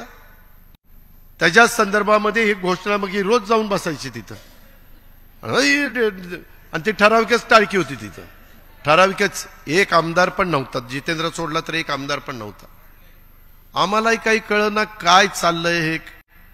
मला एक सांगतायत, इतर एक सांगतायत. मागं तर सगळी हिस्ट्री मी तुम्हाला सांगून टाकली. ते पुन्हा मला उगाळत बसायचं नाही. लोक म्हणतील किती दिवस यांचं हेच ऐकायचंय, हे तुमचं तुम्ही बघा म्हणतील. आपल्याला विकासाचं ध्येय घेऊन पुढे जायचं. पण ही गोष्ट परिवारातले सदस्य म्हणून तुम्हाला माहिती पाहिजे. आणि मग त्याच्यानंतर पुन्हा तो राजीनामा मग घेतला गेला वगैरे. आम्हाला सांगण्यात आलं की बाबा माझ्यानंतर सुप्रियाला राष्ट्रीय अध्यक्ष करा, सगळ्यांनी तयारी दाखवली, सगळ्या काही गोष्टी ठरलेल्या होत्या. हे जे काही धरसोड आणि गाफील ठेवलं जातं ते बरोबर नाही. एकदा सांगा की हे मला पटत नाही, हे ज्यात तुम्ही एक गाव दोन तुकडे, विषय संपला. मित्रांनो, ह्या सगळ्या गोष्टी करत असताना मला आठवतंय आम्ही 2 जुलैला शपथ घेतली. 2 जुलैला शपथ घेतल्यानंतर मला एक गोष्ट पुन्हा तुम्हाला सांगायची. पक्ष आणि चिन्हाच्या बद्दल निवडणूक निर्णय हा निवडणूक आयोग घेईल. कोडबाजी, पक्षांतरबंदी केसेस, त्याच्यामध्ये वेळ कमी आहे, तुम्ही त्याच्यात काही जास्त लक्ष देऊ नका. प्रांताध्यक्ष जेवढ्यांना सांगतील त्या पद्धतीने त्यांनी करा. परंतु पुढं आपल्याला 100-200 दिवस राहता, 100 किंवा 120 दिवस राहत आहेत. आता इथून निघाल्यानंतर घरी गेल्यावर कामालाच लागायचं आहे. राष्ट्रवादी काँग्रेस पक्ष अधिक मजबूत, लोकाभिमुख आणि शेवटच्या माणसापर्यंत त्याला आपलं कसं करता येईल ह्या प्रयत्न करायचा आहे. 2 जुलैला ज्यावेळी शपथविधी घेतली आणि 5 जुलैला कार्यकारिणी, त्याच्या आधी 30 जुलैला झाली, नाही 30 जूनला झाली. आणि त्याच्यानंतर एमईटीला पुन्हा कार्यकारिणी बाकीच्या गोष्टी झाल्या. त्याच्यामध्ये भुजबळ साहेब वगैरे सगळे आपण होतो. मला एक सांगा की 2 जुलैला जर घेतलेला निर्णय आवडलेला नव्हता तर 17 जुलैला 15 दिवसांनी आम्हा मंत्र्यांना सगळ्यांना चव्हाण प्रतिष्ठानला बोलवलं. तुम्ही सगळ्यांनी बघितलं. मग जर निर्णय आवडलेला नव्हता तर बोलवलं कशाला? आम्हाला सांगितलं की पहिल्यांदा मंत्री या, दुसऱ्या दिवशी सगळे आमदार या. आमदार जरा घाबरत होते, पण मी सगळ्या आमदारांना घेऊन गेलो. सगळे बसले, चहा पाणी झालं. त्याच्यामध्ये तिसऱ्या दिवशी त्यांच्याबरोबर काही 7-8 जण राहिले, त्यांच्याशी चर्चा होणार होती आणि पुन्हा सगळं सुरळीत होणार होतं. हे आम्हाला सांगितलं गेलं. गाडी ट्रॅकवर आहे, गाडी ट्रॅकवर आहे, गाडी ट्रॅकवर आहे, असं आम्हाला काही जणांच्याकडनं कळायचं. आम्ही म्हणलं ठीक आहे. आणि ह्याच्यात वेळ गेला. ह्याच्यात तटकरे साहेब पण म्हणायचे, अरे आम्हाला लवकर सांगा, आम्हाला पुढे जायचंय, तुम्ही बाबा असं स्टेटमेंट करू नका. हिनं काही स्टेटमेंट केलं तरी अगं रुपाली तू तसं स्टेटमेंट करू नको, असं त्या ठिकाणी बोललं जायचं. आणि सगळं काही पूर्ववत पद्धतीनं करायचं, अशा पद्धतीनं निरोप यायचे. म्हणजे तुम्ही आम्हाला गाफील ठेवता का? मी फसवणूक म्हणणार नाही, गाफील. त्याच्या संदर्भामध्ये एवढंच सगळं झालं. ते सगळं झाल्यानंतर 18 जुलैला मला एका उद्योगपतीने पुण्यामध्ये जेवायला बोलवलं. नाही सॉरी 18 ऑगस्ट, मी चुकून म्हणलं. 18 ऑगस्ट नाही, 12 ऑगस्टला बोलवलं. आणि मला त्यांनी सांगितलं की काही गोष्टीची चर्चा झाली, इथं वरिष्ठ येतील, जयंत पाटील असतील, तुम्ही असेल आणि मी असेल, चौघांनी दुपारी जेवायचं. निरोप आल्यावर मी गेलो. त्याच्या संदर्भामध्ये मग ऑगस्टमध्ये जुलैला झालं, जुलै संपूर्ण गेला, ऑगस्ट 12 म्हणजे जवळपास 1.5 महिना झाला. त्याच्यामध्ये असं का, म्हणजे जर करायचं नव्हतं तर कशा करता गाफील ठेवायचं? कशा करता ह्या गोष्टी करायच्या? बरं कुणा करता आम्ही करतोय ना, राष्ट्रवादी म्हणूनच करतोय ना. लोकांची कामं करत नाहीत का? आज राज्यामध्ये आम्ही फिरू शकत नाही? आम्ही चांगल्या पद्धतीने सरकार चालू शकत नाही? मागे 2.5 वर्ष कोरोनाच्या काळामध्ये कोण काय करत होतं तुम्हाला माहिती आहे. उभे महाराष्ट्राने पाहिलं. बाबा सगळ्यांच्या बरोबर नीट काम करा, केलं. आज पुढं नवीन पिढीचे 10-15 वर्ष महत्वाची आहेत. त्या महत्वाच्या निमित्तानं त्या संदर्भात आपल्याला पुढे जायचं. आणि हे पुढे जात असताना आता कोणतरी काहीतरी मधनं बोलत असतं, तसल्यांना उत्तरही मला द्यायची नाही. काही जण गुडघ्याला बाशिंग बांधून कुठं काय फिरायला लागलेत, कुठं काय करायला लागले. संघर्ष, यार कशाचा संघर्ष? कधी आयुष्यात संघर्ष केला नाही, आता कशाचा संघर्ष? हे जे काही प्रकार चाललेत, किंवा काहींनी मुद्दाम, वरिष्ठ एकदा पावसात भिजले तसा ह्यांचाही जोडीदार पावसात भिजून त्याचे ते पांढरा शर्ट, ढिरी आली बाहेर, ती सगळं ते काय चाललंय? कशा करता चाललंय. आणि त्यांच्यावर हल्ला झाला तेव्हा मी तिथे गेलो, त्याला आठवतंय, नजीबला माहितीये. प्रत्येक वेळेस सगळ्यांना आधार देण्याचं काम केलं, कारण आपल्यात तशी हिंमत आहे. माझं निश्चितपणे धाडस आहे. त्याच्यामुळं आपल्याला पुढे जायचंय. बाबांनो, मी खोटं नाही सांगत. उद्याच्या काळामध्ये मी 7 दिवसापैकी 3 दिवस मुंबईला, 1 दिवस पुण्याला आणि 3 दिवस महाराष्ट्रामध्ये वेगवेगळ्या ठिकाणी जात राहणार आहे, दौरे करत राहणार आहे. आपल्याला हे सगळं करत असताना मला पण अधिकचं काम करावं लागेल. मी ज्यावेळेस दुसऱ्याला सांगतो त्यावेळेस दुसरे म्हणतील तू काय करतो ना, मला मोठा गप्पा हाणतो. त्याच्यामुळं आपल्याला सगळ्यांना करावं लागेल, प्रांताध्यक्षालाही करावं लागेल, सगळ्या सेलच्या प्रमुखांना करावं लागेल, मंत्री महोदयांनो तुम्हालाही करावं लागेल, सर्वच पदाधिकाऱ्यांना, आमदारांना, सगळ्यांना त्यामध्ये लक्ष द्यावं लागेल. सरकारमध्ये असताना जे जे काही प्रश्न सर्वसामान्य माणसांच्या करता किंवा ज्या ज्या काही मूलभूत समस्या आहेत, अडचणी आहेत, त्या दूर करण्याच्या करता एकनाथराव किंवा देवेंद्रजी कधी पण नाही म्हणत नाही. आणि त्याच्यामध्ये समन्वय साधून कधी कधी पेपरला वेगळ्या प्रकारच्या बातम्या येतात. मध्ये बातमी आली की 26 जागा भाजप लढवणार आहेत, मग यांना किती मिळणार, इथं किती मिळणार. तुम्ही त्याच्याबद्दलची काही काळजी करू नका. व्यवस्थितपणे योग्य पद्धतीनं जी काही आपली क्षमता आहे, जी काही आपली ताकद आहे, जे काही आपले कार्यकर्ते आहेत, त्या सगळ्यांना न्याय देण्याची भूमिका. आणि त्यामध्ये अल्पसंख्याक माझा मुस्लिम समाज असेल आणि मागासवर्गीय आदिवासी वंचित घटक असेल, ह्या सगळ्यांना न्याय देणं आणि त्यांना बरोबर घेऊन जाणं, ह्याच पद्धतीचं काम हे आम्हा लोकांचं होणार आहे. माझ्या सकट 9 मंत्री आहेत, त्या प्रत्येकाने थोडे 4-4 जिल्हे वाटून घेऊन तिथं संपर्क ठेवला पाहिजे आणि तिथं सातत्याने गेलं पाहिजे. ह्याही बद्दलची विनंती मी आपल्या सर्वांना ह्या निमित्तानं करून इच्छितो.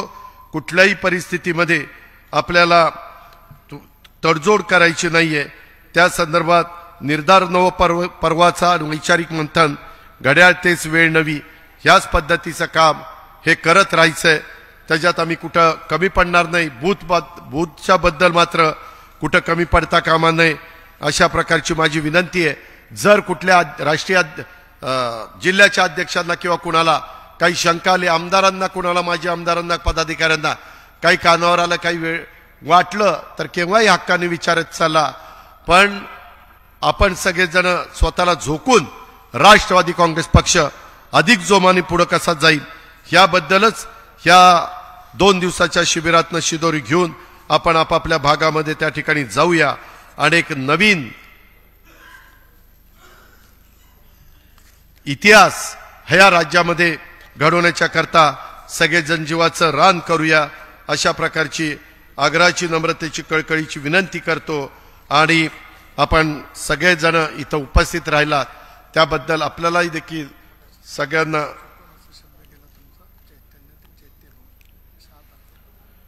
मगाशी माझ्याकडनं चैत्यभूमीच्या ऐवजी चैतन्यभूमी असं काहीतरी शब्द गेला, मी त्याबद्दल दिलगिरी व्यक्त करतो, माफी मागतो. चैत्यभूमी 6 डिसेंबरला आपण सगळेजण चैत्यभूमीला जाऊन दर्शन घेत असतो, अभिवादन करत असतो आणि तिथनं पुढे जात असतो. त्याबद्दल मी मगाशी सांगितलं, जो बोलतो तोच चुकतो, ज्यांनी तोंडच उघडलं नाही ते काय चुकणार आहे. त्याच्यामुळं जे लक्षात आणून दिलं लगेच खरं आहे, मान्य. मी असं बोललोच नाही, मी ऐकलंच नाही. मनोहर जोशी कसे म्हणले, तो बाळासाहेब काय बोलले मी ऐकतच नव्हतो, मी दुसरीकडे बघत होतो. आता शक्य आहे का, पण ते तसं मी कधी सांगणार नाही. ते लक्षात आणून दिलं त्याबद्दल प्रांताध्यक्ष मनापासून आपले आभार. असंच माझ्या बोलण्याकडे लक्ष देत चला आणि एखादा शब्द चुकला की लगेच मला कळवत चला, म्हणजे आपण दुरुस्त करू आणि पुढे जाऊ. मित्रांनो, गमतीचा भाग जाऊ द्या. पुन्हा एकदा आपण सगळ्यांनी अतिशय उत्साहाने इथं आला आणि जी काही भूमिका स्पष्ट आहे. मला आता इथून पुढं सारखं मागे हे घडलं आणि ते झालं आणि हे असं म्हणलं आणि ते तसं म्हणलं, आता सगळं तुम्हाला सांगितलं. नंतर पण 2 जुलैच्या नंतर काय काय घडलं ते पण सांगितलं, 5 जुलैच्या नंतर काय काय घडलं तेही सांगितलं आणि 12 ऑगस्टला काय काय घडलं तेही सांगितलं. हा काय राहिलंय का विक्रम काळे? तू शिक्षक आहे, तू सांग. शिक्षकांना आमच्यापेक्षा जास्त समजतं म्हणून तुला विचारतोय. मित्रांनो, पुन्हा एकदा मी ते सांगितलं ना मगाशी, नाही, हा त्या एक होत आहे, त्या निवडणूक आयोगाच्या समोर जे काही हेरिंग चाललेलं आहे त्याच्यामधनं बाहेर वरिष्ठ नेते मंडळी येतात आणि तिथले मीडिया येतो, मीडियाच्या समोर त्यांचे वकील लोक वेगवेगळे सांगतात आणि मग तेवढंच ब्रेकिंग न्यूज चालते. त्याच्यावर कार्यकर्ता थोडासा अचंबित होतो, थोडासा काळजीत पडतो, थोडासा विचार करायला लागतो. तर तसं काही नाही आहे. आपण आपली भूमिका अतिशय व्यवस्थित तिथं मांडतोय. आपण सगळी काळजी घेतलेली आहे. आपली राष्ट्रवादी हीच मूळ राष्ट्रवादी आहे. आपण काही वेगळं केलेलं नाही आहे. त्याच्यामध्ये इतके दिवस सगळ्यांच्या बरोबर आपण गेलो आणि आता आम्ही सगळेजण पुढं जाऊ पाहतोय. त्या निमित्तानं आशीर्वाद देण्याचं काम केलं पाहिजे. त्यावेळेस चुकलं तर कान धरा, चुकलं तर आणखीन काही सांगा, पण दुसऱ्यांनी कुणी काही करायचंच नाही. आता ते मुख्यमंत्री पदाचं ह्याचं तर काही काढतच नाही. कालचं नवीनच ज्ञानामध्ये प्रफुल्ल पटेल साहेबांनी 2004ची भर काढली, ती तर आम्हाला माहितीच नव्हती. आणि प्रफुल्लबाई नंतर खाली आल्यावर म्हणले अजून बरंच काही आहे पण टप्प्याटप्प्याने सांगेन. आता काय बोलायचं, आता बाद झालं, आपल्याला कळलं काय खरं काय खोटं. फक्त आम्हाला कुणाला त्याच्यातनं बदनाम करायचं नाही. जे काही दिवस घालवलेले ते चांगल्या पद्धतीनं घालवले. इथून पुढं नवी उभारी, नवी दिशा, नवी वेळ घेऊन आपण सगळेजण कामाला लागूया. तुम्ही सगळ्यांनी साथ द्या. मी तुम्हाला कुठेही काही कमी पडून देणार नाही हा शब्द देतो आणि थांबतो. जय हिंद, जय महाराष्ट्र.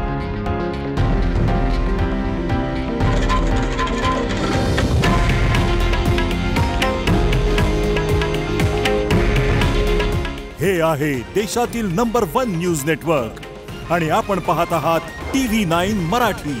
काळजी तुमची, हित महाराष्ट्राचं.